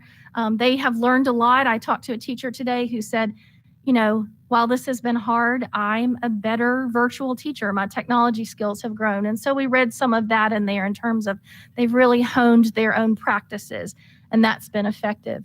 But then the Dr. King, very next question. Can I interrupt you real Yes, quick? sir. Please do. As she said, you've read the narrative feedback, but do you mind just explaining how word cloud works, like in terms Oh. of why a word is the size that it is? Thank you. I Yes. meant to do that. Thank you for being my memory. I got you back. What happens with the word cloud is it essentially is going to make larger the words that showed up most often. So it is a nice tool in the background that counts the words. Thank you, Dr. Bryant. So So you'll some program does that. yes, handily, yes. I didn't so know that. I the thought you larger the larger the word, the more often it showed up in the teacher and staff feedback. Thank you, Dr. Bryant. And I do want to say too, thank you for including more than just teacher staff, because I was reading some of the comments even from like the bus drivers and specialists. They all had some really interesting feedback about how they're feeling about some of this. Thank you, Mr. Apsher. Mr. Caldwell did send it to all elementary staff. And Jan, thank you. That was a tremendous amount of work that somebody Yes. did to Yes. put all that out there so we could see it. So, and thank you for doing the survey for teachers, and the other employees, but that was a tremendous amount of work, but I appreciated it. Well, Coming in at like 7 something Saturday morning. thank you. The very next question after what was effective was, what are the barriers? What is adversely impacting teaching and learning? And you'll see right there a couple of things that pop out really, really large: virtual and time, and the word hard. As you read that feedback, you often heard about how hard this is, and it is indeed. So that was what we heard essentially about barriers. Then the very next question was, help us. Oh, we feel good the other way. I'm Mr. Caldwell. sorry. That's okay. When we thought about those barriers, what were the things within our sphere of influence? If you go one more, that would be potential solutions. So asking all of those folks, help us think through some potential solutions. And you read many of those, but it was often about collaboration, about how we might be able to create fully virtual sections versus the hybrid teaching. Mr. Caldwell may want to say more about this, but we're in the process of meeting with every elementary principal, looking at grade level by grade level, their numbers, to see about creating virtual sections to reduce the number of hybrid classes. And then the next question was, how can you, what ideas do you have that we can better support you? And you see in there, again, the word time. As a matter of fact, many times that was paired with the word planning time. This is hard. We need planning time. And that because they're with their class so much, they don't have that normal. Absolutely. You read that over and over, that they had students with them from drop off until dismissal. And K2, we've got to do something to help them, because it's just no plan. I mean, they have no time to breathe without, no planning time, and just, we've got to do something. And that virtual and the face-to-face, we've got to help those teachers and get a virtual somehow. And that was in almost 3/4 of those surveys. It was, and that's been very beneficial. We've just started those meetings and last week and have them scheduled with every elementary principal to look at those numbers to help. How can we reorganize staff? And what we recognize that doesn't come without a consequence. I mean, when you reorganize mid-year, that means you may or may not have the teacher you had since August 17th. And at the beginning, I was totally against that. But after seeing what it's doing, I'm for it. We've got to separate them. There's just, there's one teacher said, I'm not doing service to my face-to-face or my virtual. And that got me, because, she felt guilty when she was doing virtual. She felt guilty when she was doing face-to-face, that she was ignoring the others. And that's important. That's It really is. And I will important. say our teachers tend to be their own worst critics. They, are wanting to be everything to everyone. And I appreciate that so much. This was specific to your discussion around Plan A. If you were to vote to move us to Plan A for elementary, what should be considered prior to that, or what consideration should be in there? Virtual teachers. And again, you see the virtual very large on there. You see the word sizes, which had to do with class sizes, the idea of time. I think the word safety safe is over there on the left-hand side. And so those were, kind of captures all of those responses. And I think after I read that report, and personally, Ms. Case, I think you're exactly right. I think that what I'm hearing right now is teachers are tired, and I think that in talking to teachers and in talking to administrators, it's the same thing that we've said, that teachers for years have had those 23 kids in front of them, I'm talking elementary, 21, and they've worked with each one of them. They can hug on them, they can get on to them, they can make sure they're doing, because they're right there. And they can do the very best they can with those 23. And now they're scattered all over the place. Really, in Third grade, they're A day, B day, they're some are virtual, they're the 24/7 virtuals, they're all over the place, and some are coming, some are going. And I think they feel this, that I'm doing the very best I can, but I just don't feel like I'm doing the job I used to do, because they're all over the place. And they can't just have this group in front. And so I think you're right. As superintendent, the way I see this is we're going to have to do something with the virtual. The 24/7, we're going to, and I'm talking those who are virtual all the time, is basically we've got to come up with a way that we can provide them instruction to take that off. Because I'm saying this as personally what I believe, the more children you bring into the classroom, the less effective virtual is going to be. Right. And that's why I'm meeting with principals right now in elementary, because right now, once again, as he heard, we're high school and middle school, we can't change, but we can look at elementary right now to see what we can do to provide a virtual education that is a good education for these students, but yet also allow that teacher to concentrate on the students that they have in front of them. And so that's our goal. That's our goal that we're going to look at as far as K through 5 and what plan that we can bring to you. Okay? Well, and I would imagine, I could be wrong, but I would imagine that it's probably harder for kindergarten, first and second, not only because their kids are smaller in their attention spans, but because they may have 15 kids in there and 4 of them remote. So how do you, I think it's a little different in 3rd, 4th, and 5th, and then on up, where you've got half the class isn't there, but half the class is right there. You can kind of, but when you've got a full class and just 2 or 3 virtual, I think that would be really hard. And it could be just the opposite. I don't know, but that's my thinking, is that if we could, pull those few that are virtual that aren't coming at all, especially in with the lower ones, off. And I think you bring up a really valid point, Ms. Holt, and I know each of you have said this independently. We know it's exceptionally challenging for everyone. Mhm. When you read that feedback, when you read 250 plus people say they are juggling every one of those groups and trying to do it at the highest level they're capable of, they are doing nearly impossible work. And to be able to commit that. And so I think we recognize from the feedback, from the discussions with our leaders, from the discussions with our parents, our families, that our solutions have to be about taking things away, not asking them to do more. And that does hurt, because to remove you from the teacher that you've known potentially from the beginning of the school year, or asking you to consolidate classes and rebuild new relationships, like that will not be without pain. That is going to have its own level of challenge. But that's why, Mr. Caldwell is meeting with each individual school leader to talk about how we can best serve our teachers and our students at every grade level across the board.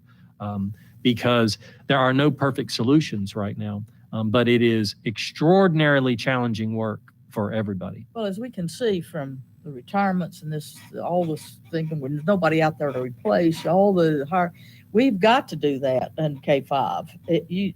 It'll be harder in 6-12, but in K-5, we've got to do, these teachers can be all virtual or all face-to-face, and hopefully y'all will be able to do that in short order so that this can happen sooner rather than later. Not before the end of the 9 weeks at this point, I guess, but soon, to get the virtual face-to-face teachers that can do one or the other as much as possible. I know this is going to sound absolutely crazy, but even to the point, you have two elementary schools that serving really the same community. I'm going to use Marlow and Mills River there in my area. You know, you might have to take a Marlow teacher and put some Mills River kids with her, vice versa. Anything to relieve this having to do both at the same time. Certainly for our looking at teachers. those creative solutions as Creative part of solutions. those. And before we leave this slide, I think it's connected back to your vote on the school calendar, the adjustments. It sticks out to me that it says teachers need time. Yeah. Again, the computer program did that. We didn't do that. But I think changing the October 19th to a teacher workday, changing election day to a teacher workday, that is helps. responsive to that because they do need that. The very last question that was asked was I got just some. yes, ma'am. We're forgetting that they've got those elementary got to send packets home to those kids that don't have the computer. And those packets, if you've ever seen them, they're for 2 weeks. They're amazing what those teachers are doing with those packets also. And we got to start. Can we get, Bo, these masks that fit 5 and 6 year olds? Yes, ma'am. We sure Okay. can. Yeah, Dr. Bryan we had that conversation this morning, and I okay. know that elementary principals were sharing what they were doing to see if some of them can work until we've got an order coming in. But Dr. Bryant, we had that same conversation this morning. And can we look into getting plexiglass? Because the more kids we bring back, these teachers saying they don't have desks because they're using tables, so there'll be no distancing. Can we look into getting plexiglass for the students to separate where they can work in small groups, plus they can be in a room if we're, when we talk about bringing kids back, the plexiglass between kids. You're talking about the dividers. Yes. Yes, ma'am. Yes, Are ma'am. we We looking can into certainly that? price those and come up to see what it would cost. Of course, you got to remember, we can certainly price it to what we can afford. We can go back and ask the commissioners for more money. Right. We could. They've said that they Yes. will help. Yes. You've got 13 elementary schools and a lot of classrooms in each. So yes, I mean, certainly that could be priced out. But I do know that there was a question about face shields. Some teachers felt like they wanted face shields and not received one. We're working on that if a teacher would like to wear a face shield along with a mask, we will supply those by request.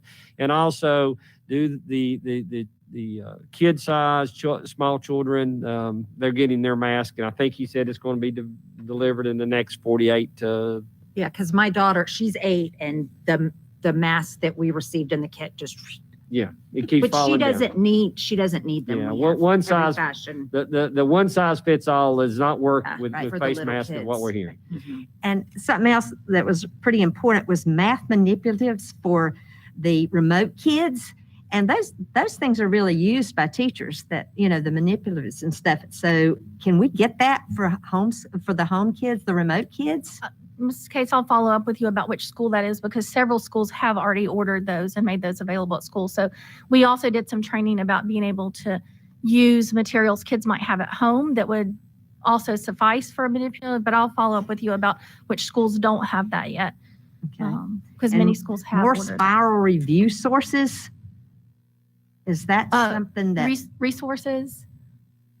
sources, review Yeah, sources? a lot of spiral those review. decisions, I'll be honest, we don't make at the district level. We push the funds to the schools and let the schools use those funds to make those decisions. So if teachers are giving you that feedback, they need to take it to their school leadership and look at the resources that are available in terms of ordering those things because those do get ordered at the school level, not the district level.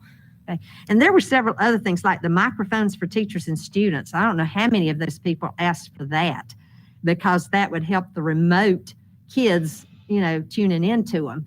And is that something we need to go to the commissioners for? I mean, money for that, or do we still have COVID money for that? What's the deal there? I know Mr. Fender and our tech team have been testing some products. What we don't want to do is invest money in something that is not a good solution. Okay. And I'm not saying that there are opportunistic vendors out there, but maybe I am saying that. We There want to is. make sure that what we put our money in is going to work. And so we are doing some of that. And I would it's a good chance to give our Education Foundation a shout out. They funded every single grant. All of our teachers had the opportunity to put in a grant for things like that they might need. And our Education Foundation did not turn one of those down. So kudos to them. That was a heavy lift on their part. Are y'all going to tell us what you're thinking about, maybe how to help K2 out? Have y'all? Well, yes, ma'am, after I meet with all principals, because a lot of it are it's hard for us to make a system-wide decision because the schools are so different. And once again, at some schools, as Ms. Corn said, you've got some that have elementary that have 30%, some 40% virtual. You've got some that are 10%. So we can't say, as a school system, this is how we're doing it. That's why we're having to meet with principal to come up with a plan to see, can you handle it yourself? Can you collapse a grade level? Can you put all your virtual with one teacher and the other two teachers take these kids?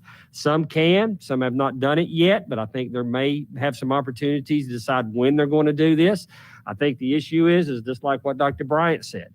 I started out with Mr. Wood as my teacher in second grade when we were in Plan C and we're virtual. And now we moved to being, I'm still with Mr. Wood. But I'm coming back face to face. And do I want to be pulled from Mr. Wood if I go virtual? And those are the types of decisions that I'm meeting with principals to say, okay, here's what we've got to do, and here's the direction we've got to move in. But it's hard for me to tell you exactly how each school is going to go till I have the opportunity to meet with all 13.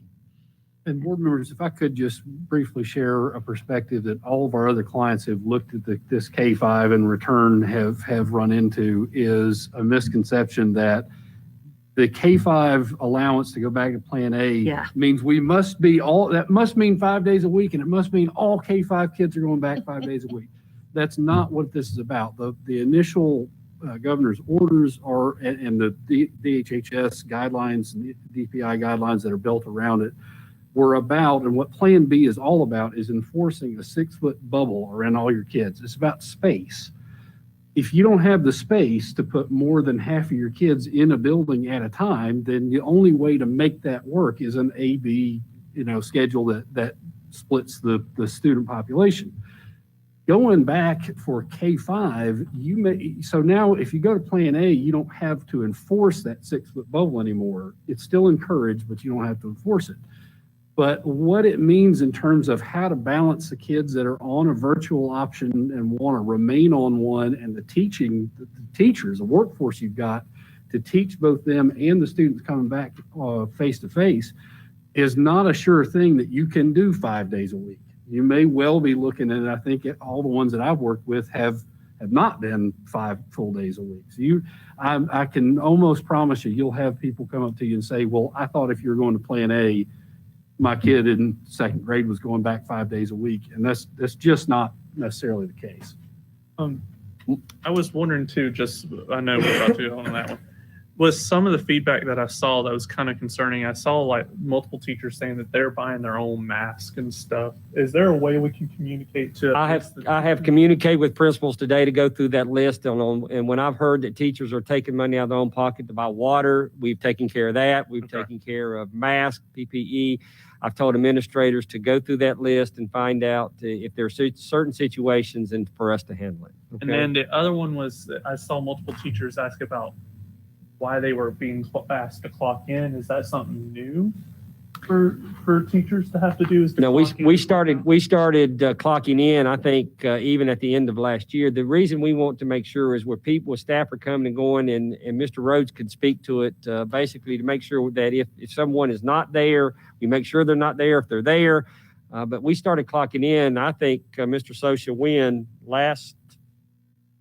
before COVID, wasn't it? Yes, it was before COVID. We certainly implemented it fully at that time for attendance. It's not clocking in, it's signing in. Signing Signing in electronically instead of on a notebook. Okay. And then one of the other ones is even I've had several bus drivers contact me, is what if there is more kids than what's supposed to be on the bus? How would they properly handle that when they've been told by their administrators just to do it? I think just like what we've said, I think if there's an issue, number one, if a child's standing on the side of the road and they feel like they're at their max, they're certainly not going to not pick that child up and bring that child to school. The next thing they do is once they get that child to school, they will certainly talk to their administrator about, I have this many, and then The administrator then will certainly call Dr. Bryant and Mr. Klump, and we're going to work it out.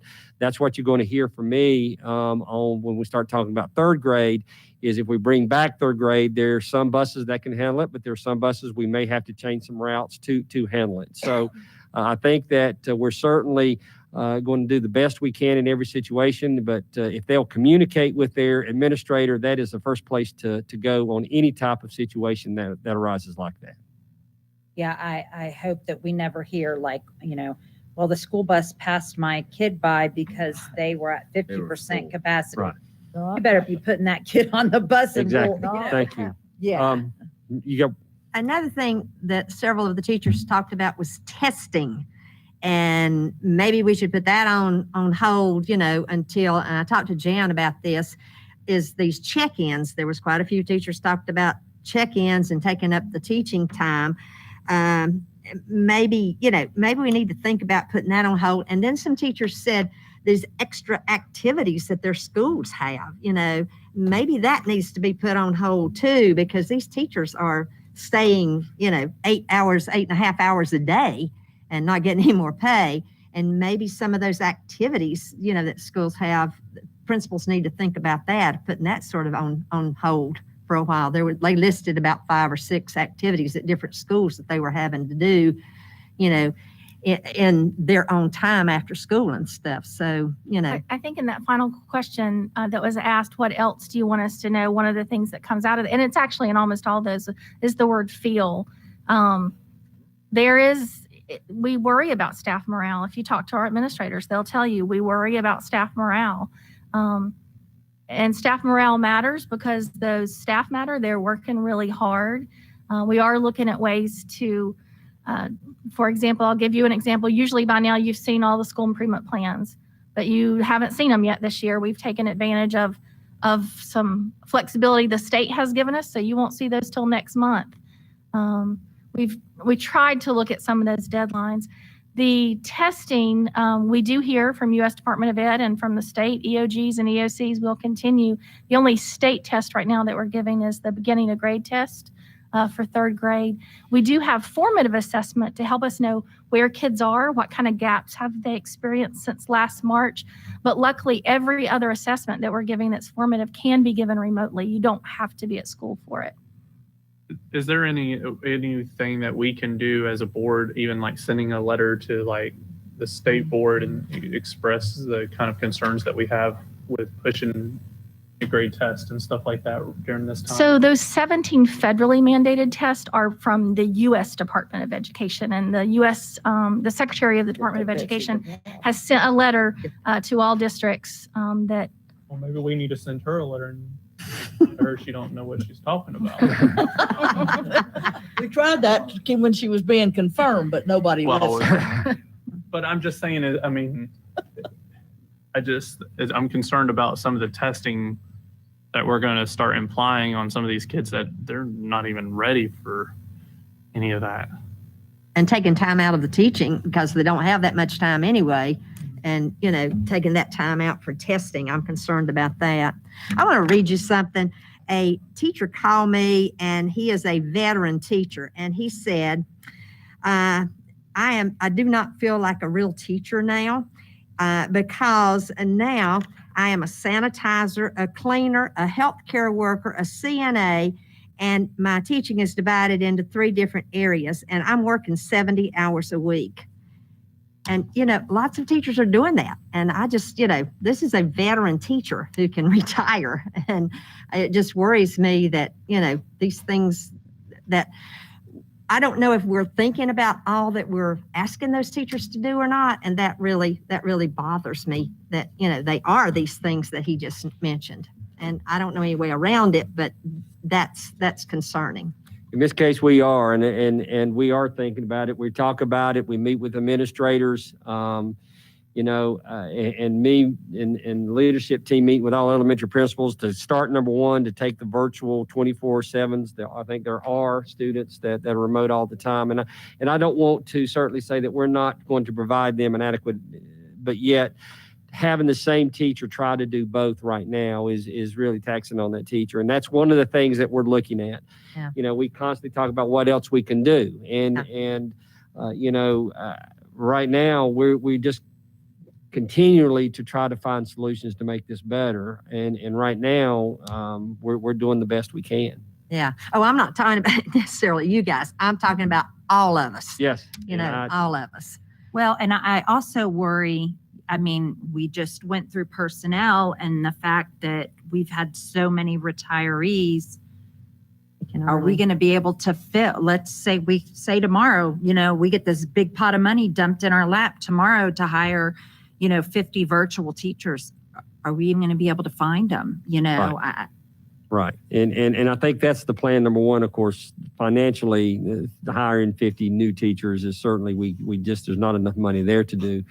But to come up with a plan, let me kind of go to return to learn recommendations. As the board, here's where we are.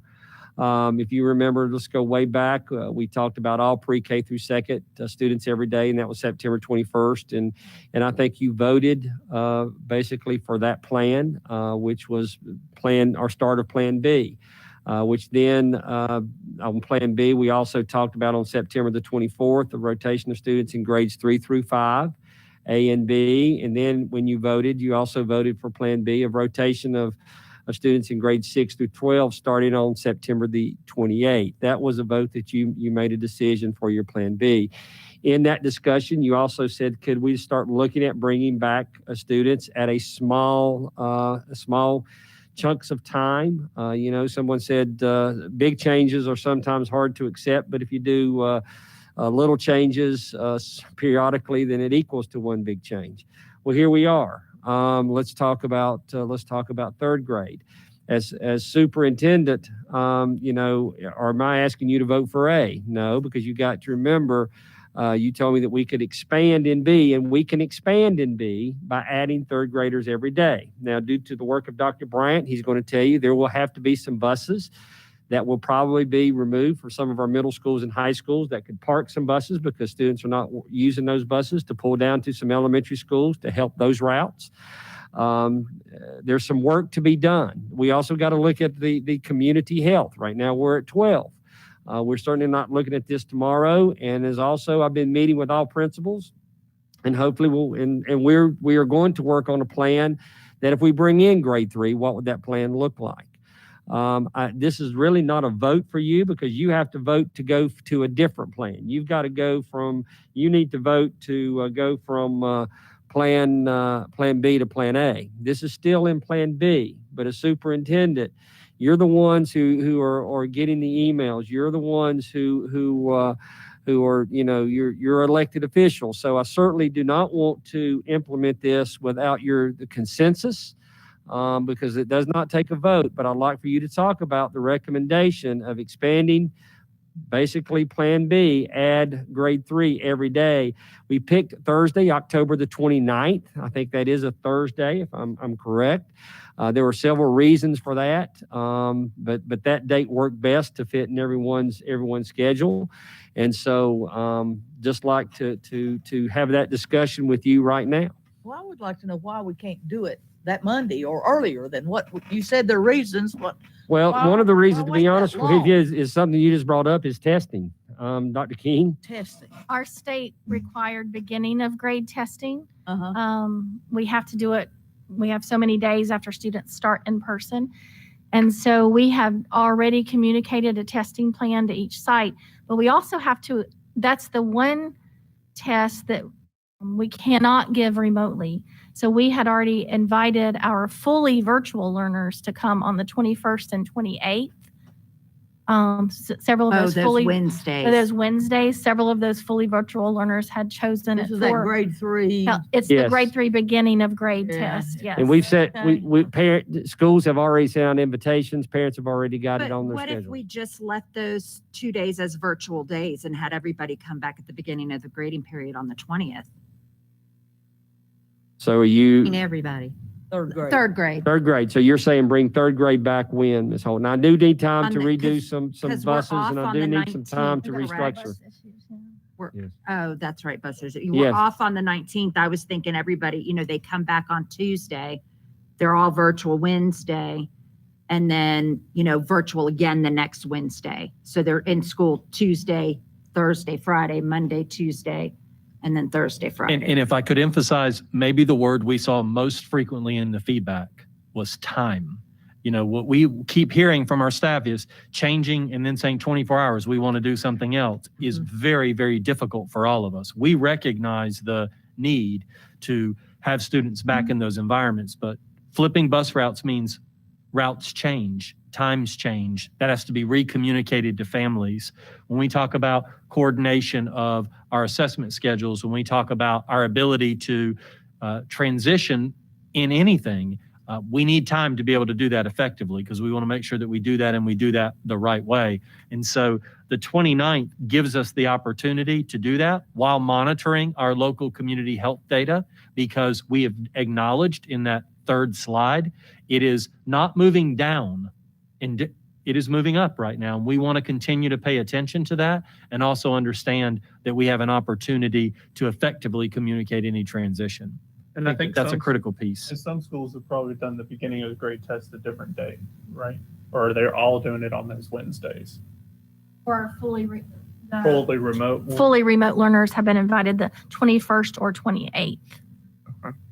Are we going to have this virtual separation by the 29th? You could. Ooh, that would be On really K nice. through 3, you could. Okay, because if we don't, we're putting our third grades in the same place we've got the K2 now. Sure. And And that's what I need to hear a consensus. If you would rather hold off and wait, I would not rather hold off and wait. I would rather hold off and wait because we're putting them in the same situation and we're just sitting here talking about how can we help them, and then we're putting somebody else in it if we don't have the virtual. If we got the virtual, then, you know, that's different, where we've got a separation there. You just asked and you said maybe. I need to meet with all the principals because it's hard for me to put a plan together without getting all the principals, but I can have one by the 29th. I'll need to look and see. But we can look at K through 3 and try to come up with a plan for K through 3. And then by November 9th, we can talk about 4 or 5. one of the questions I have is, like, we talked about transportation. What are we looking at? Have you already started looking at some of how many buses you might have to transfer? Like, how many more bus drivers do we need to hire? So we've already done an analysis. Our school bus administrators are the people that have been doing that work specifically, is they've been looking at what their capacities are, what their ridership are, what that would mean if they were to add the third graders who are riding the buses on the day that they're doing it. What we know is in several situations that would, by our current capacities, add additional routes.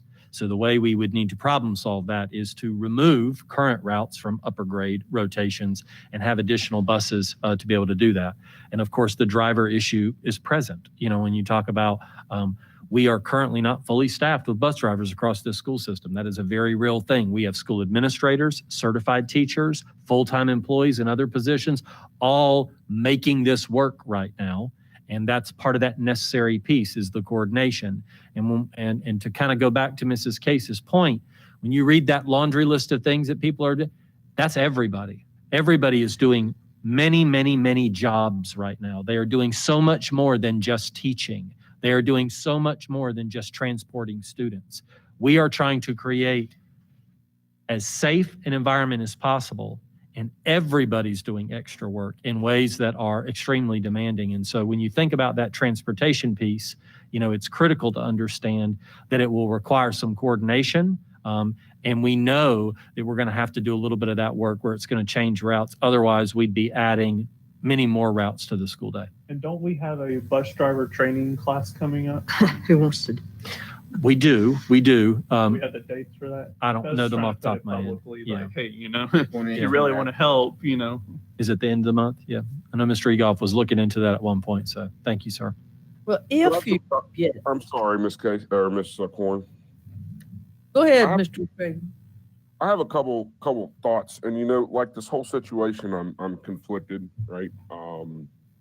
Cases are moving up, albeit a little bit slowly, and I think we showed those percentages of our kids and our staff with that have contracted COVID.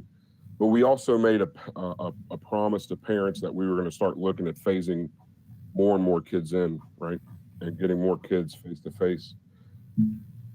And I think if the administration feels that 2 weeks from now, or however many days it is, that we can safely get these kids in third grade started to going back to school, I think we should really take that advice. And Ms. Case, your point is not lost. I think the virtual option needs to happen sooner rather than later. From what I'm hearing, it's a little bit more of a hodgepodge at different schools as to how they're actually running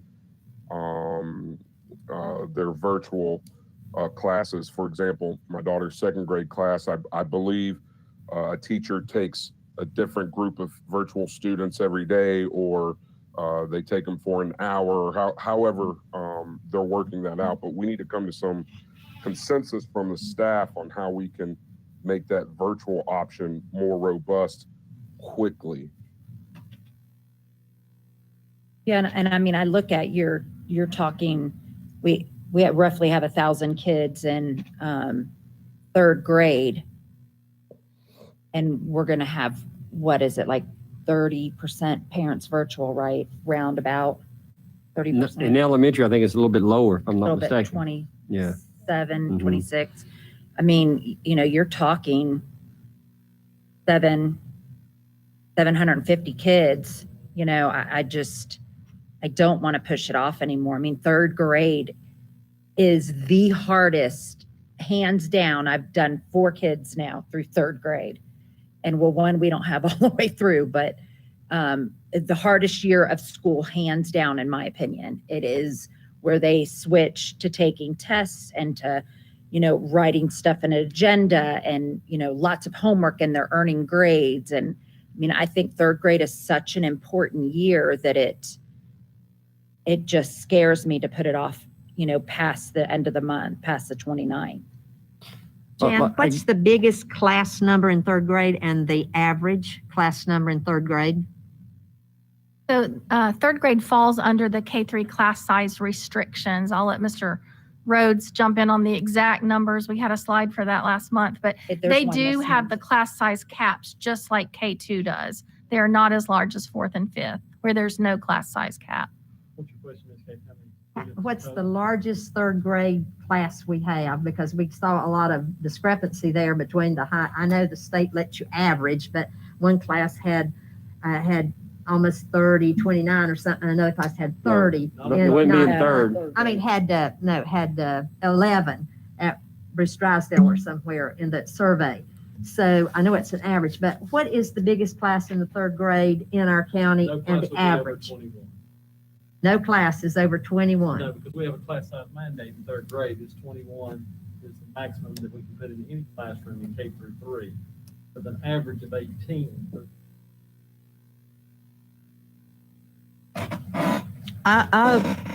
The sooner the better, but I agree with Ms. Case that I don't want to put third grade back while we're still trying to make this virtual class. If you and the elementary principals, they know they've got to do this.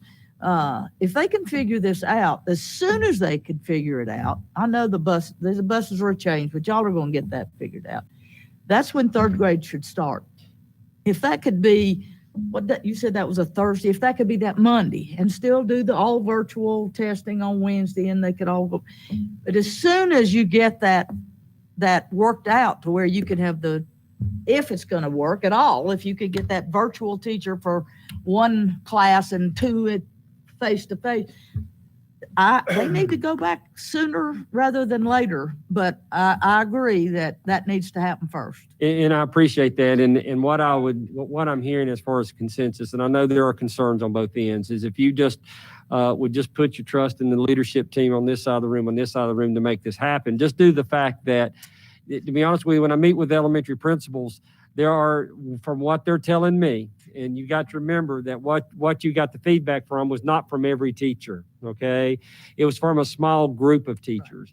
And you also got to remember, we got teachers out there that don't want to lose their kid. You've got some teachers who like what the way it's happening right now. They don't want to change. You've got principals who meet with their first grade and look, we want to keep our kids. I've developed a relationship and we don't want to change. We might want to change at the semester and let parents know that maybe things are going to be better. Go ahead and start third grade now, and then next Christmas, let's start on the semester because of the semester change. I'm hearing, the feedback that I'm getting from principals, the feedback is just the same feedback that you get from the community. I've got right now, I know there's one school that basically they rotate, and the same teachers who teach second grade teach third grade. Okay.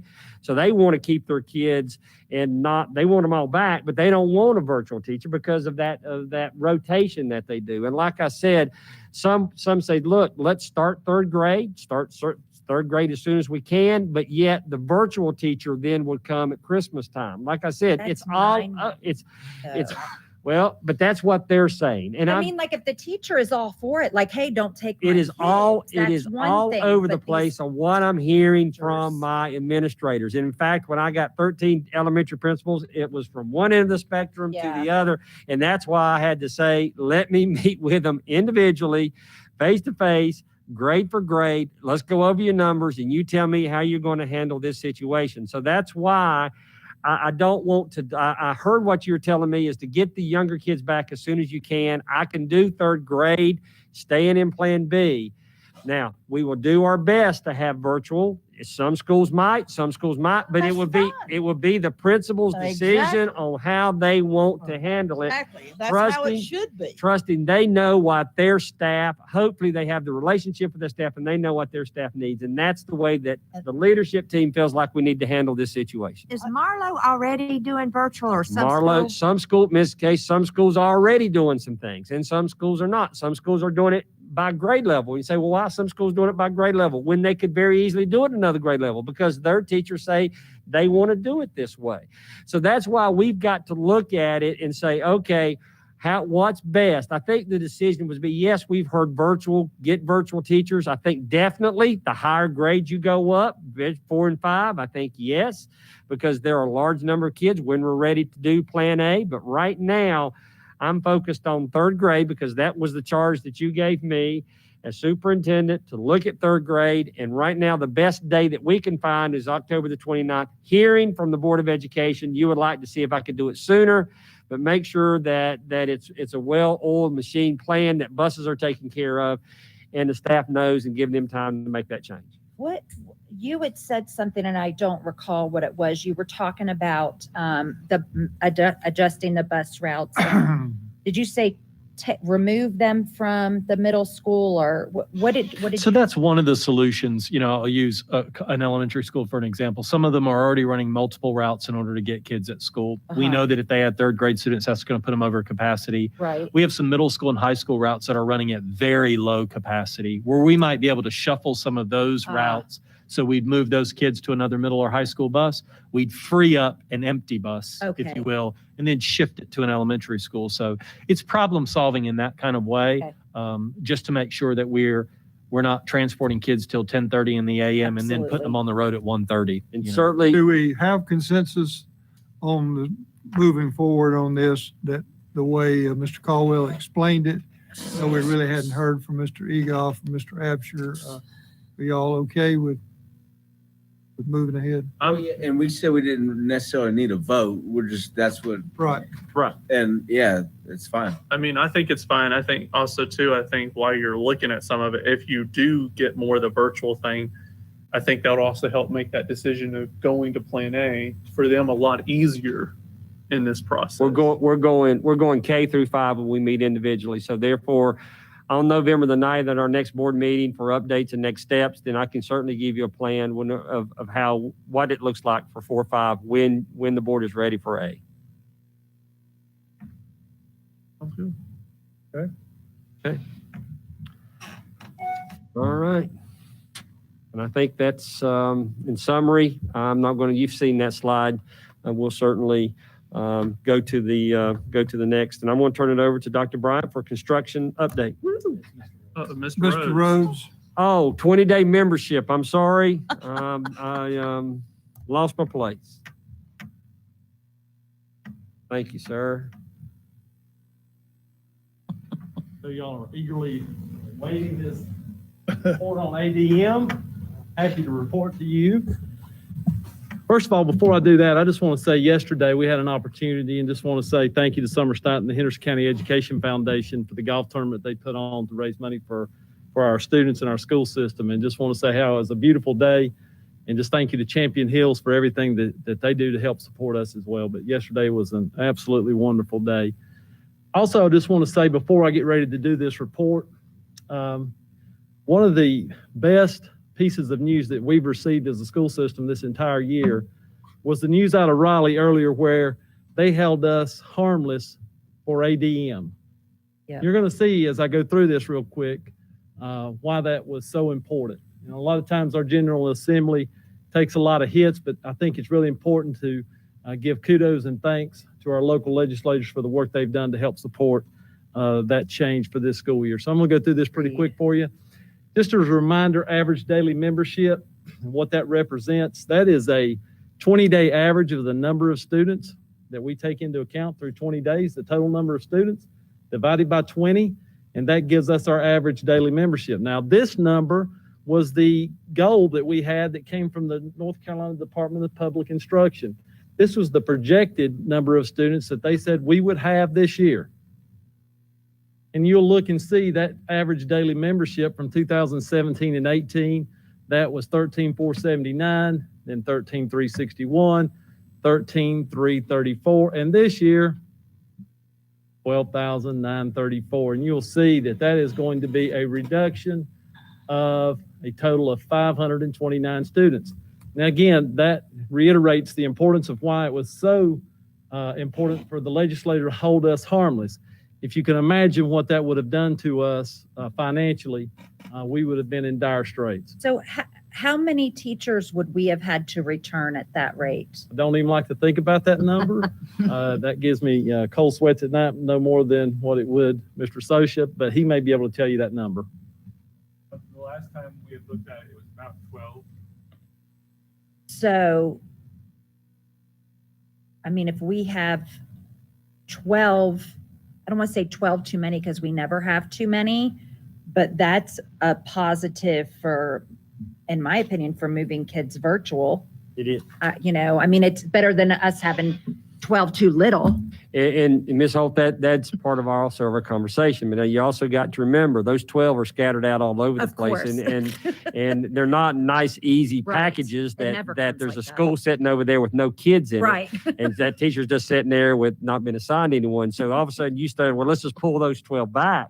Right. You pull those 12 back, you're ripping every elementary schedule and every elementary classroom apart. And Now, high school. is November the best time to do that? No, it's not. And so I think that's a discussion that we're having on if we decide to do that, when is a good time, i.e., could you do something like that over the holidays and Christmas? Or can we fix it per school, like what I'm doing right now with elementary, and then over the summer, depending on where we are, could that happen if this continues to change? Yeah. So this number that you see here, the day 20 enrollment number, this was the number of students who were actually enrolled on day 20. This is not an average. It was 13,017. And so if you're asking the question, I gave you a report earlier, I think maybe August, September. We talked about, where are students at? And we looked at that per cohort.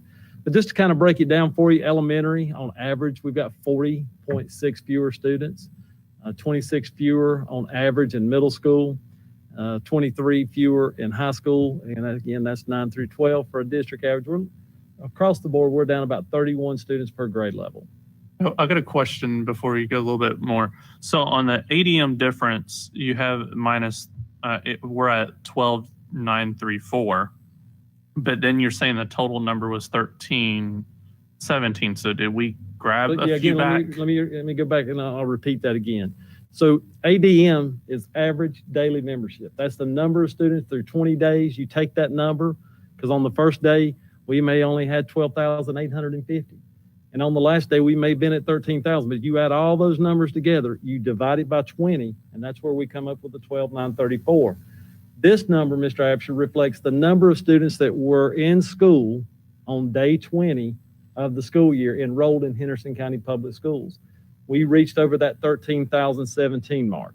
So we did technically get some. We are going up our students, but again, that average daily membership, right, that average is where the number 12,934 comes in. Now, It's again, Day 1 through Through 20 1 average, through right? 20 Not average. necessarily. A lot of people need to come the first day and then decide. so again, I reiterate my opening statement of why it is so good that we were held harmless.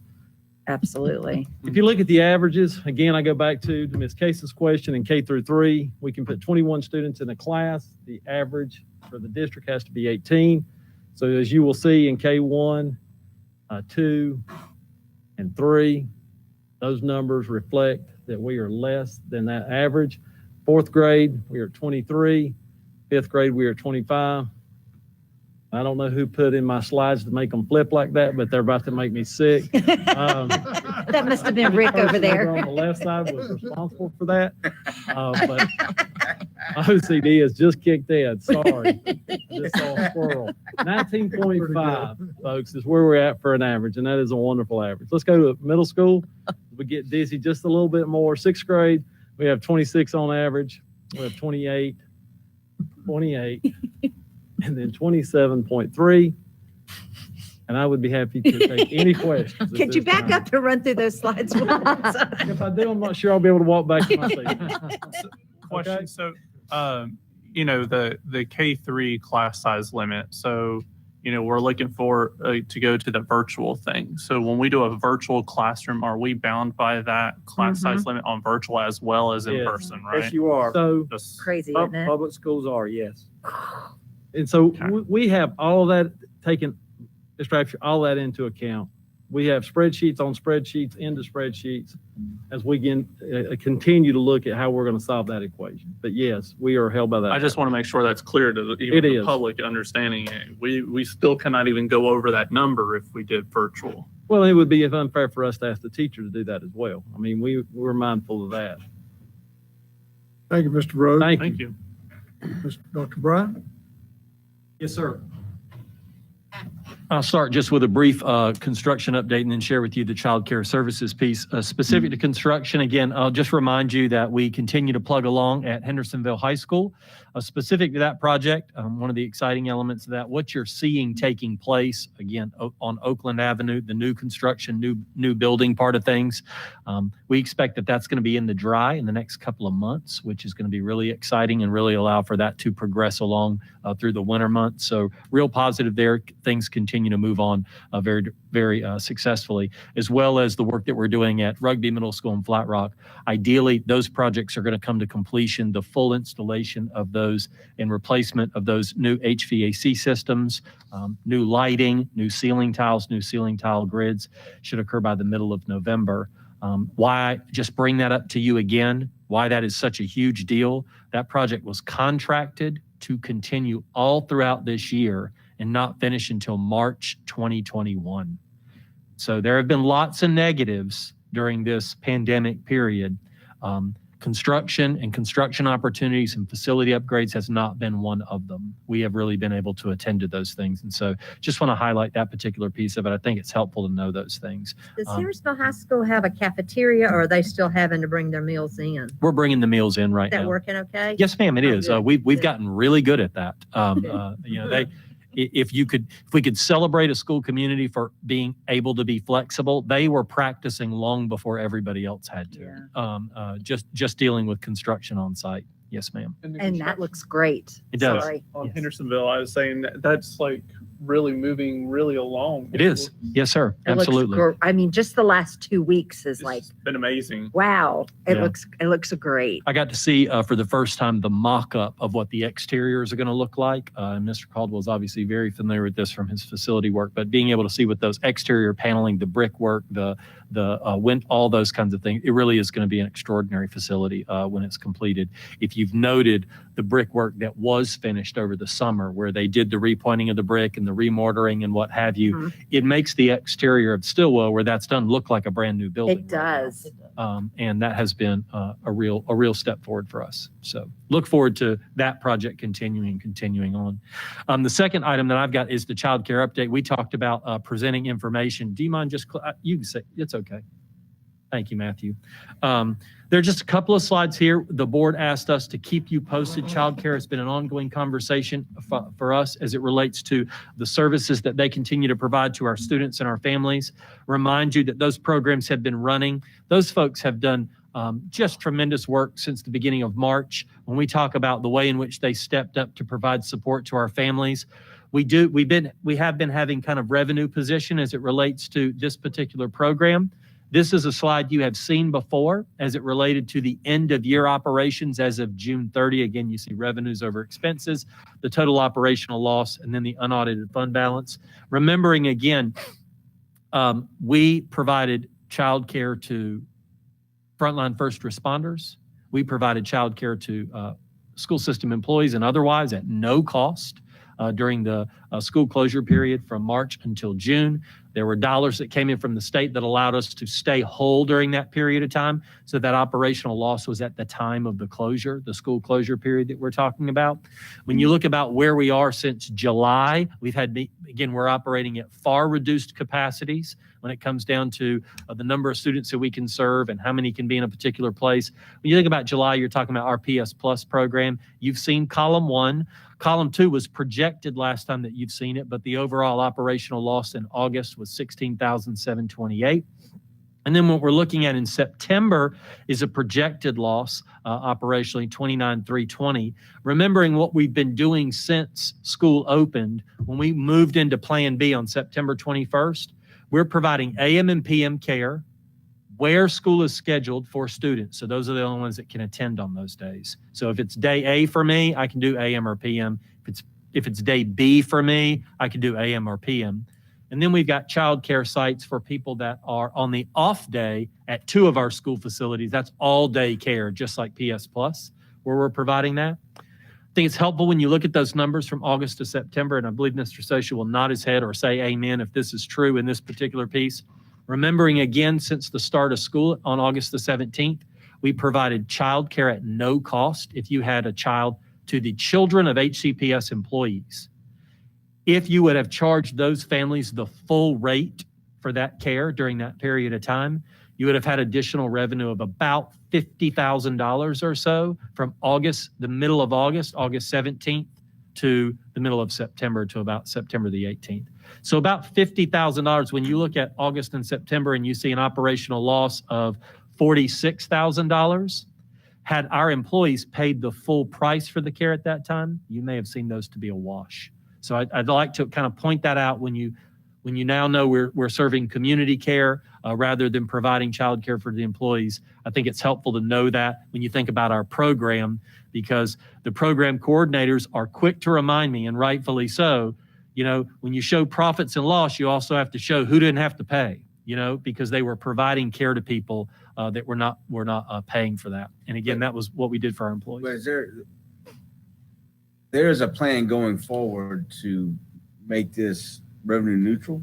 It is, absolutely. It's going to be increasingly difficult to be revenue neutral in the current pandemic. Sure. To say to them, hey, we can operate at a neutral cost when the full enrollment is not possible, the full capacity is not possible, and we're not operating like normal. All of those things juxtaposed against this make that a challenge. But we do have a positive fund balance for that. We do. Yes, sir, we do. But going forward after COVID. Absolutely. What we know is, again, you look at those lines, we can't run at operational loss month over month over month over month over month. No business can run that way. We have long talked about what we have to do to be able to be a sustainable enterprise. And I know that is our goal. That is our effort, is to make sure that, again, all we care about is being in the black by $1. You know what I mean? It's not intended to make money, but it can't lose money. And so we know there's a unique circumstance taking place right here. We know that, again, if you had the revenue from our employees' children having paid full price, you would not see negative numbers as you see them right now. However, it's important for us to report that to you on a monthly basis. Mr. Socia, anything you'd like to add that I didn't mention? No, I think you made up those points were very well said. That had those students been in full pay status, that would certainly have changed things. The one thing that I certainly noticed looking at this was the increase to the expenditures in this month. And the current month is a relative normal month. What happened was we had people in the summer months that were working, they were working as subs in those other sites. And now we have regular operations. So all those employees have moved into their normal jobs, which means we're paying retirement, hospitalization. So that is a normal month moving forward on the expenditure side. And as soon as we can get the revenue side into a normal situation as well, then our hope is that that would be a balanced situation to be in. Okay, so I think it's kind of imperative that we have some discussion here.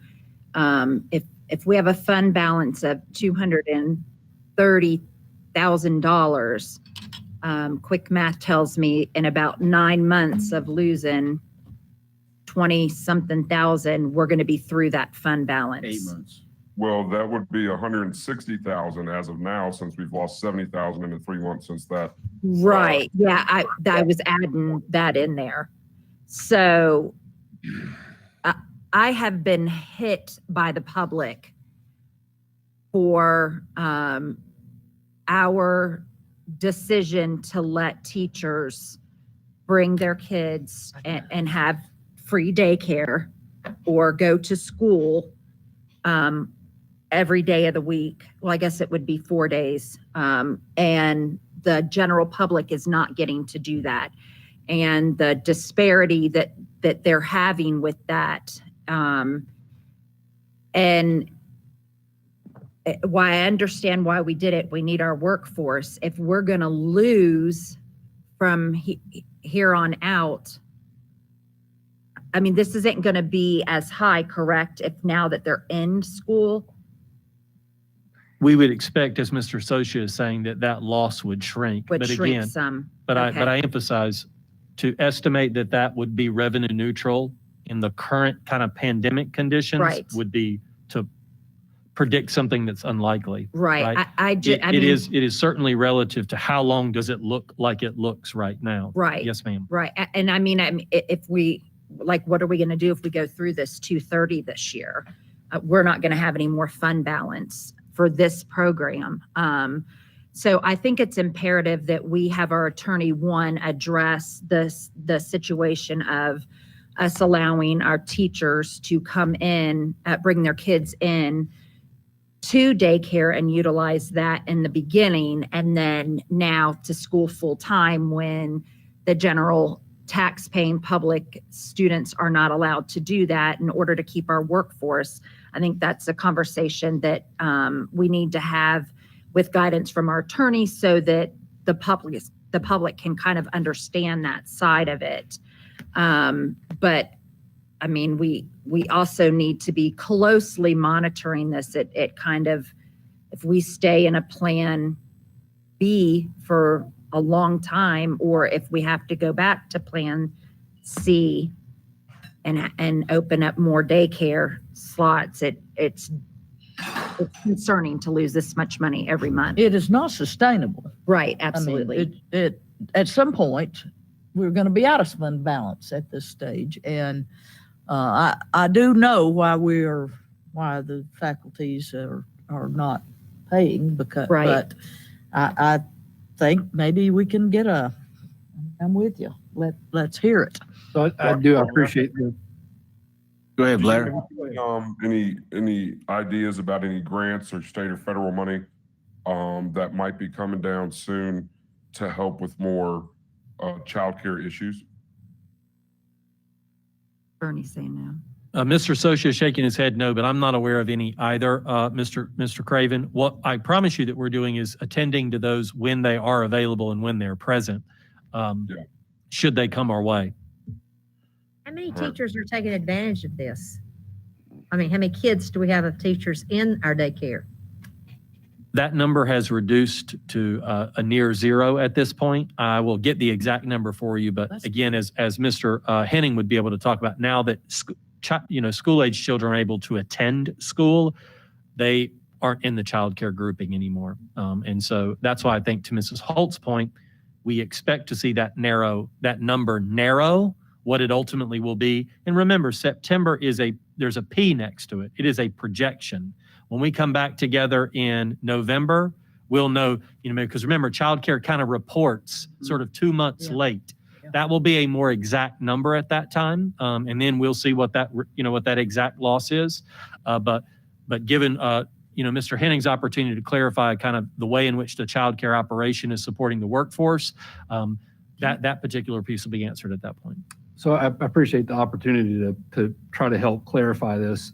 And as I mentioned before, this is a conversation that every single one of our clients has confronted at some point, and it has not been well understood by the general public that you didn't just decide to offer a perk of childcare to employees just because you wanted to or you thought it'd be benevolent to do so. It's really necessary because ever since March and the passage of the Families First Coronavirus Relief Act by Congress, there has been a federal right that your employees have if they have a loss of childcare, and that includes due to closure of a school. And then as we have moved into this school year, that's been clarified to mean also it's closed if it's closed to that student that day. And also it's not intermittent leave that you have some voice in whether an employee takes or not to stay home and take care of that child. They have a right under that act to take at 2/3 pay basically any day that they don't have adequate childcare otherwise outside of the home for their child. So under that federal law, if they otherwise qualify for it, they would be able to take that leave, stay home and take care of the child who, is a Schedule A child and we're on a B day. They otherwise don't have childcare. What that leads to obviously is days that you would have potentially a massive grouping of teachers that have the right to take leave and aren't in your schools and aren't there to be teachers for everybody else's students. So it really truly is a necessary expenditure for workforce support to have them there to otherwise operate your schools. As Mr. Caldwell said, you're watching your numbers just to make sure that you have adequate staff to safely teach and monitor and supervise our students on a day-to-day basis. It would be a massive wild card to say, well, if they got the right to take this leave and stay home with their kids on, 2 or 3 days a week, it would potentially bring about closures of schools just for lack of staffing. So Can I ask real quick on that piece? How long are they allowed to do that? So it gets into the weeds a little bit of the Families First Coronavirus Relief Act, but it's 2/3 pay for up to 80 hours under one kind of the leave and up to, I think it's 1,000 hours. It's up to $10,000 worth under a separate section of it. The big picture is they have this right up through the end of this calendar year. So ever since March and through the end of this fall semester, they had the potential to take a lot of leave that you're preserving your workforce by giving them that option for childcare. Right, absolutely. But right now that's kind of a moot point because Dr. Bryant just said, essentially, there's very, very few staff that's taking advantage of that now. So now we have to shift gears. And but Blair, you have to look at, Blair, that, and I don't know if you're getting the calls, but I am. People are upset that their children get to be in school more than the daycare. It's the in-school instruction, and their kid isn't receiving that. And I'm not. I agree. I think they're two separate issues there. Well, they are, but that's what we're getting a lot of emails and gripe about. Absolutely. Why are we allowing it to happen? Yeah, I mean that Mr. Henning explained that perfectly, and I'm perfectly fine with that. I think you guys have all known for the past 4 years I've been worried about the fund balance as far as childcare goes, and it seems like we have shifted and we're back into whatever new normal that we're in, and we have to be able to adjust accordingly, and we cannot afford to lose You know, I mean, well, there's a very good possibility we end this year with zero fund balance. And then what? And Right. then what do you do? You won't have the flexibility to say, oh, well, this is a special time. There's just no way to run positive now. Well, in a little bit, we're going to have to. It's going to force We're our going to have hand. that choice. Go ahead, Blair. Yeah, it's going to force our hand on it. Yep. And it's what we've been talking about. And unfortunately, COVID's kind of, you know, it's exacerbated the problem a little bit, but we've got to figure this out, and we have to figure it out fast. Do you think that we should possibly put out, I mean, it's such a weird time to do it, but we have to be ahead of the ball. We had talked about doing, or we put it out and then kind of pulled it back, I guess it's RFP, right? And kind of try to get a jump on that, because we could possibly looking at this summer as the soonest that we need to close our child care department down for, you know, PS Plus and PS AM and PM. We have to evaluate our staffing. If you know, Bernie said that we're paying, you know, everything that we're paying that goes into having an employee, and we're going to lose $25,000 a month based on the current numbers of kids that are coming to school. Well, there's no guarantee that this is going to stop in December or January. Right. No. Run it like that. We cannot run that program like that. And so, you know, just like everything else that's happened in 2020, we're going to have to make huge adjustments to this program. And we have to come up with some answers like quick.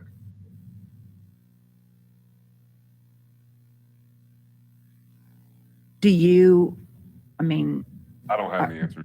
Sorry. do you think Well, we should go ahead and do she's- the RFP and start to kind of look at that? I hear what you're saying, and I think, yes, I think that Dr. Bryan and I have discussed it, and of course, this is certainly be past my decision making, but we have discussed this, and Mr. Craven's right. I think we need to look at all options. I think what you just need to do is notice that you still have fund balance, and your new superintendent knows basically how much money was going to last. And it's not Henderson, it's child care fund balance, and that money's there for child care. So I think he's going to plan, and I think that he knows that he'll have some solutions that will certainly, because I know what you're saying is basically you don't want it to be zero with no plan, and now you've got to put in Right. local dollars to cover it. And Exactly. I know that is what your Board of Education is given the direction to your new superintendent, is we have no intentions of putting local dollars into this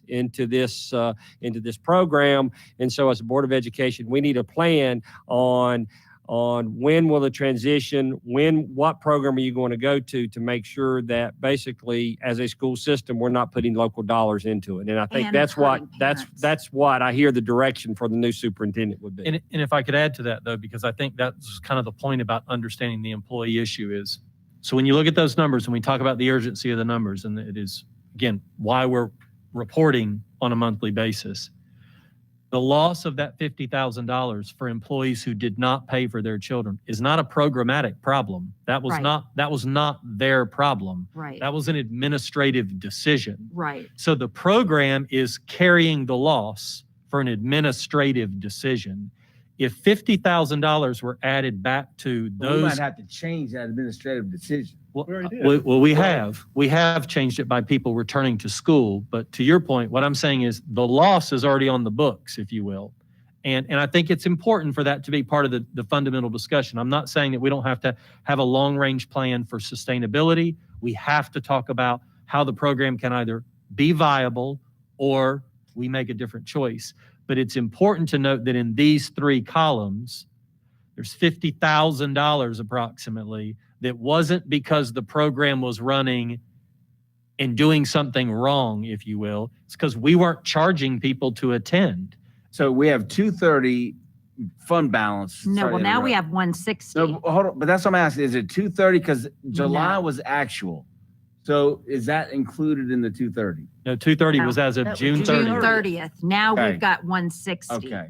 Right. So, you know, I just don't want to wait till March to make a You decision can. to put You out an can. RFP.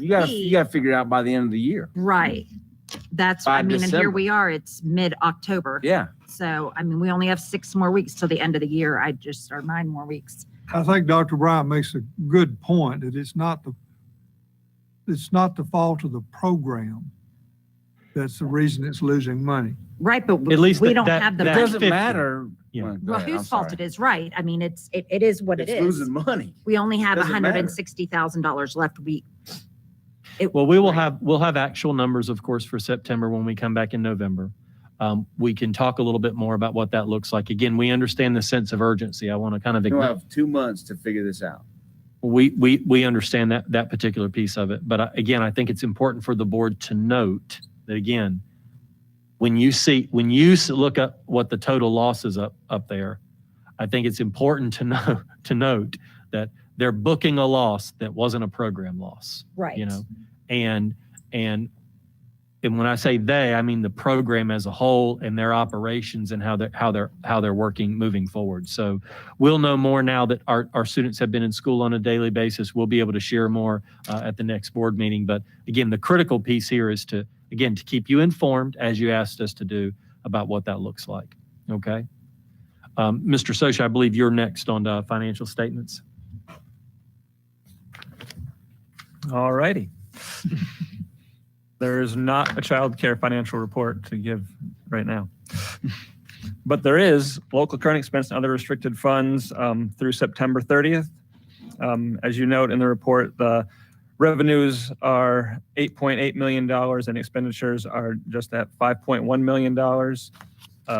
Just want to note, the decrease from last year to this year in our expenditures is due to the fact that we have been prioritizing our state funds that we've been receiving, that particularly those that have a December 30 expiration date.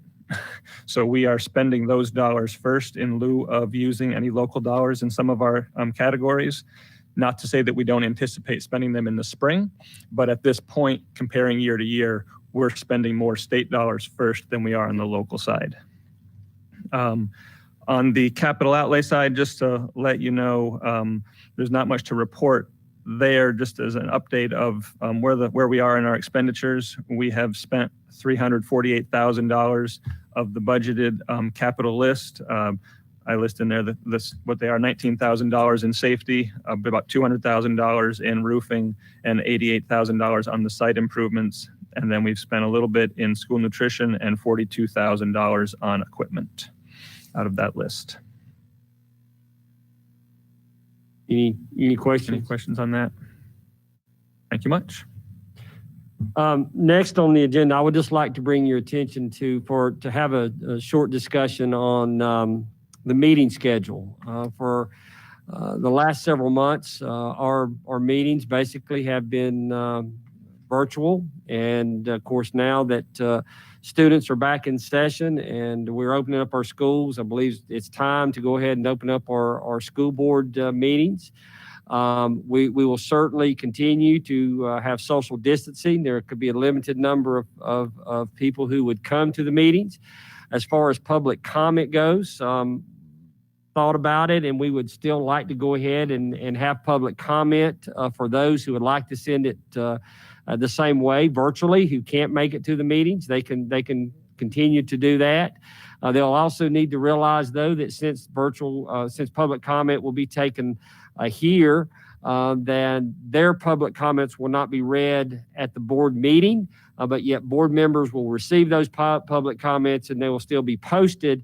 But the ones then that the board will certainly hear will be those comments that people do attend the meeting. So I just would like to bring it to you as we need to go ahead and start reopening up our meetings, and just a thought to see what your thought process would be. You're talking about whether to continue at 3 and 4 instead of and You go back continue to 3 6 and 4, or do 6:30 you or want whatever? do you want to open it up, or do you want to continue with what you're doing?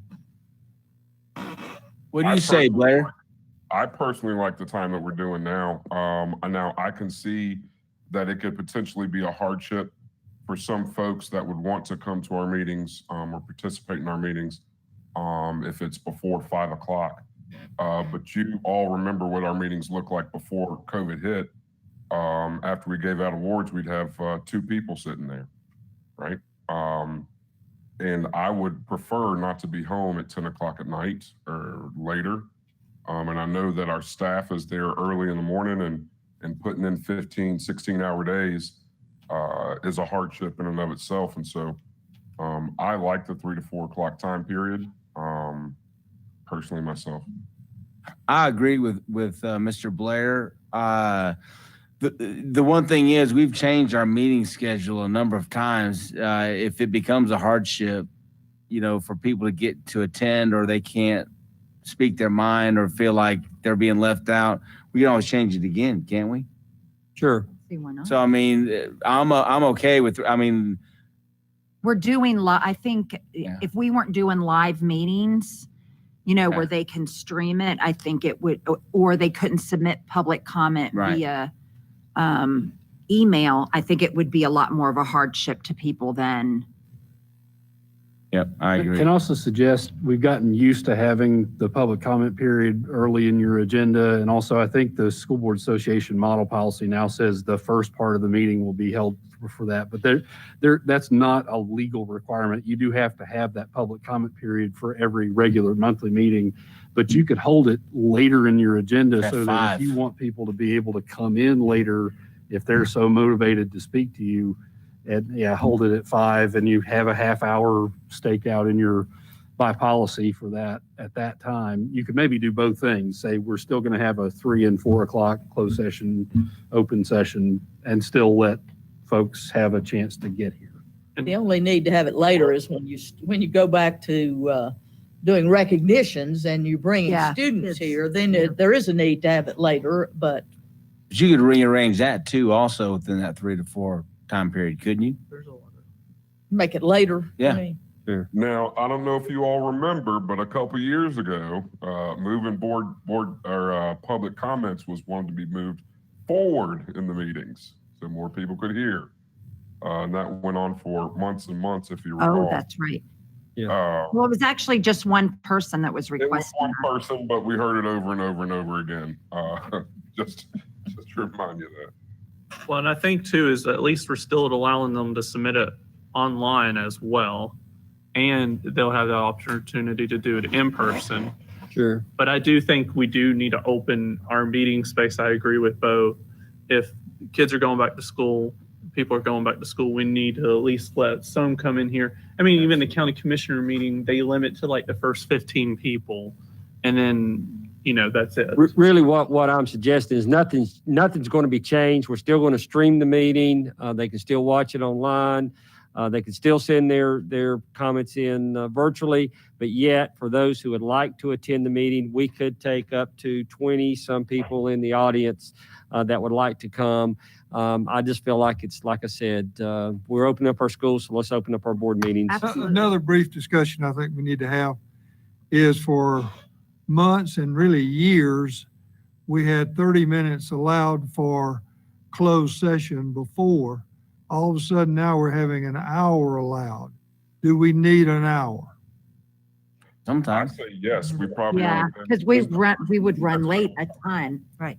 I'd rather us be inconvenienced and sitting around for 20, 30 minutes than inconvenience our audience, to wait 20 minutes for us when we have a Let's big stay issue. with an hour then. So therefore, what I'm hearing consensus is we'll go ahead and plan to continue to do what we're doing at the same time, but yet also let the public know that if they would like to share their public comment live, they could. We'll certainly look at either reservations or somehow that we can control the crowd. Mr. Caldwell, Yeah. I want to make sure that we let people know if they do submit their comments online, all the board members will receive those comments along with the administrative staff, but they will not be read in public. Yes. The only Yes. comments that will be read in public will be the people that actually show up to give their comments in person. We will have and that on a- disclaimer. We've already worked with the disclaimer that we are going to put on there when they submit it electronically, that they'll understand that. So they'll see that when they submit it. And I Perfect. think that if we have high risk people that are submitting their comments, email, they don't want to come in here for whatever reason. And we don't have 20 people that want to take up, the comment period, then of course, we could read, Sure. we can't read like today, we had On 90 discretion. minutes of comments. We can't do that. 30 minutes, okay. Sure. And that would be a month decision that the chair and the vice chair can Yeah, make. absolutely. I would like to add one more piece to this, being that I'm sitting here virtual today. I would like to go ahead and start talking about looking at up our digital presence online, meaning having a more robust, better camera that's not fuzzy, be the slow that folks that are watching from home can see what we're looking at. And I'd really like to go ahead and start getting that going now, because I see this as being just like school being more virtual. Had more people our meetings past 6 months in 10 years. And I think it's important that we go ahead and spend the money to make that a better experience for those folks online. I want to say, I'm glad we're going to keep streaming because, when you have two people here and I'm going, that's all that cares about education in Henderson County. We're having lots of people over the streaming. And I think that's great, including more of our population and knowing what's going on in education. But not only that, if they are streaming, you've got to be able to see it.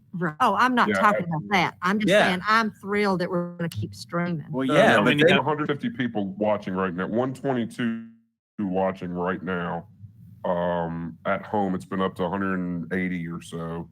And I know we've had up to 4,000 people watching this meeting at one time at one of our meetings. We need to make sure, I want to give, I'm not sure if we need to vote on this or anything, but I'd like to give the staff direction to go ahead and have Rick start looking at proposals, getting more robust systems, which I know he's been taking advantage of in different counties. So here's where we are, and Mr. Fender is already ahead of the game. I think he has already met with a vendor. He kind of understands and knows what he likes. I am going to say this, that right now, I mean, it could be an estimate of $75,000, but if you're going to do something, let's do it right. I mean, we cannot just put a little camera up there and then say that, well, we just didn't have enough money. I think that this is a long-term solution. I think we've all agreed that COVID has changed the way things are going to happen. So, I'm going back to my facilities and I'd have superintendents, well, are you sure you want to spend that much money? Well, do you want to do it and do it right and hashtag first class? Or do you just want to Band-Aid and continue to Band-Aid the problem? So therefore, it could cost up to $75,000 to do it. I think that what I just need to hear from you is, because this is an unbudgeted expense, that it doesn't, I bring in capital, I bring in all of these things. So therefore, I just need to hear, and I don't know if this needs to be a vote, John, or not, that number one, if there are bids, then we'll certainly bring you the bid process with the three vendors. Now, there are contracts, i.e. state contracts and other contracts out there, and I don't know the correct term, Mr. Fender, what's the term I'm looking for? Okay, there are agreements out there that we don't have to bid, that right now that basically has already been bid out by a big entity, and so that is the least cost that you could buy that for. If that is the case, and we could go through a contract, then I need to know right now, how quick do you want this, or do you want to discuss it at the November meeting, is if the money needs to come from fund balance. And let me suggest, I've had virtually the same process over the last couple of months with Rutherford County Schools for almost identical reasons. And I was with them on a Zoom meeting where we all looked down and said, there are 700 people in this room with us. And you never, just like here, you never saw that many people. And it was more than maybe you even had room in the room for. So what we have done with them is that their staff has gone through and sort of put together some different sort of price options. There are some policy considerations. So I've got a draft policy we've been working through with them, and I think you might want to also consider. There are things like maybe specifying that whatever platform you want to be on is not going to host chat features. I don't know how you're doing it now, but chatting or posting and things like that is not a real good productive thing during your meeting. At best, it's a bunch of nonsense. At best, it's things that can't get through to you because you're busy having your meeting. It really should be a one-way thing that people who want to find out what's going Agreed. on here can find out. And then at worst, you can picture it being, the internet's got a lot of that kind of thing. Another thing to consider is that we are in researching this, finding that there are some ADA and 504 driven requirements for making that accessible for folks with disabilities. So the platform you choose to do that on, if you're going to make it a regular part of every meeting from now on, is something you want to look at too, and at least a capability to provide things like closed captioning. So I guess, John, back to my question. If Mr. Fender certainly works through Ruffington County, so we don't have to go through you, so we don't have to pay for your services, we can just let I'll let the superintendent, I'll let the Honorable David Sutton pay for it, then we'll go from there. But all joking aside, therefore, we work it out. What they have, we like, or whatever. I'm still right back to if it's through a bidding contract service. Right. And so therefore, the only funding that's available is fund balance. Does the board have to vote to allow me to spend up to $75,000 on this, or do I have to bring it back? I have to look at the policy and whether I believe think it's every 90,000. district. We're at 90. No, yeah, so yours is under the formal bid limit for equipment that's at 90,000 anyway. But I mean, I think since the board is considering what they want to do with it, I think coming back with a plan of board, here's what we want to do, whether or not they actually take a formal vote on authorizing the expenditure, or if it's within your authorization and policy is kind of neither here nor there, but I think they need to look at all of it together. So your recommendation is for us to bring it either in a bid package or the cost that it would cost us if it's purchased straight out. Yes, Word along with the policy. of caution here. I don't think we should rush this. I think there's a lot of things that you've brought up, some things that I hadn't thought about, that you've looked into, all these things that we have to get right. If we're going to spend that much money of our money that's meant to educate our children, we need to get it right. And we need to look at all the angles. Maybe the new board that's coming on in December needs to have a voice in this as well. And I think it's optimistic to think that we're going to have 100 and something people watching this once the pandemic's over. The people who are watching this now primarily want to know what we're going to do about getting their children back in school. Let's be honest here. I don't think all of a sudden we're going to continue to have this many people. I wish we would. I agree, Ms. Case. You used to bring your students in here to watch these meetings, and that's great.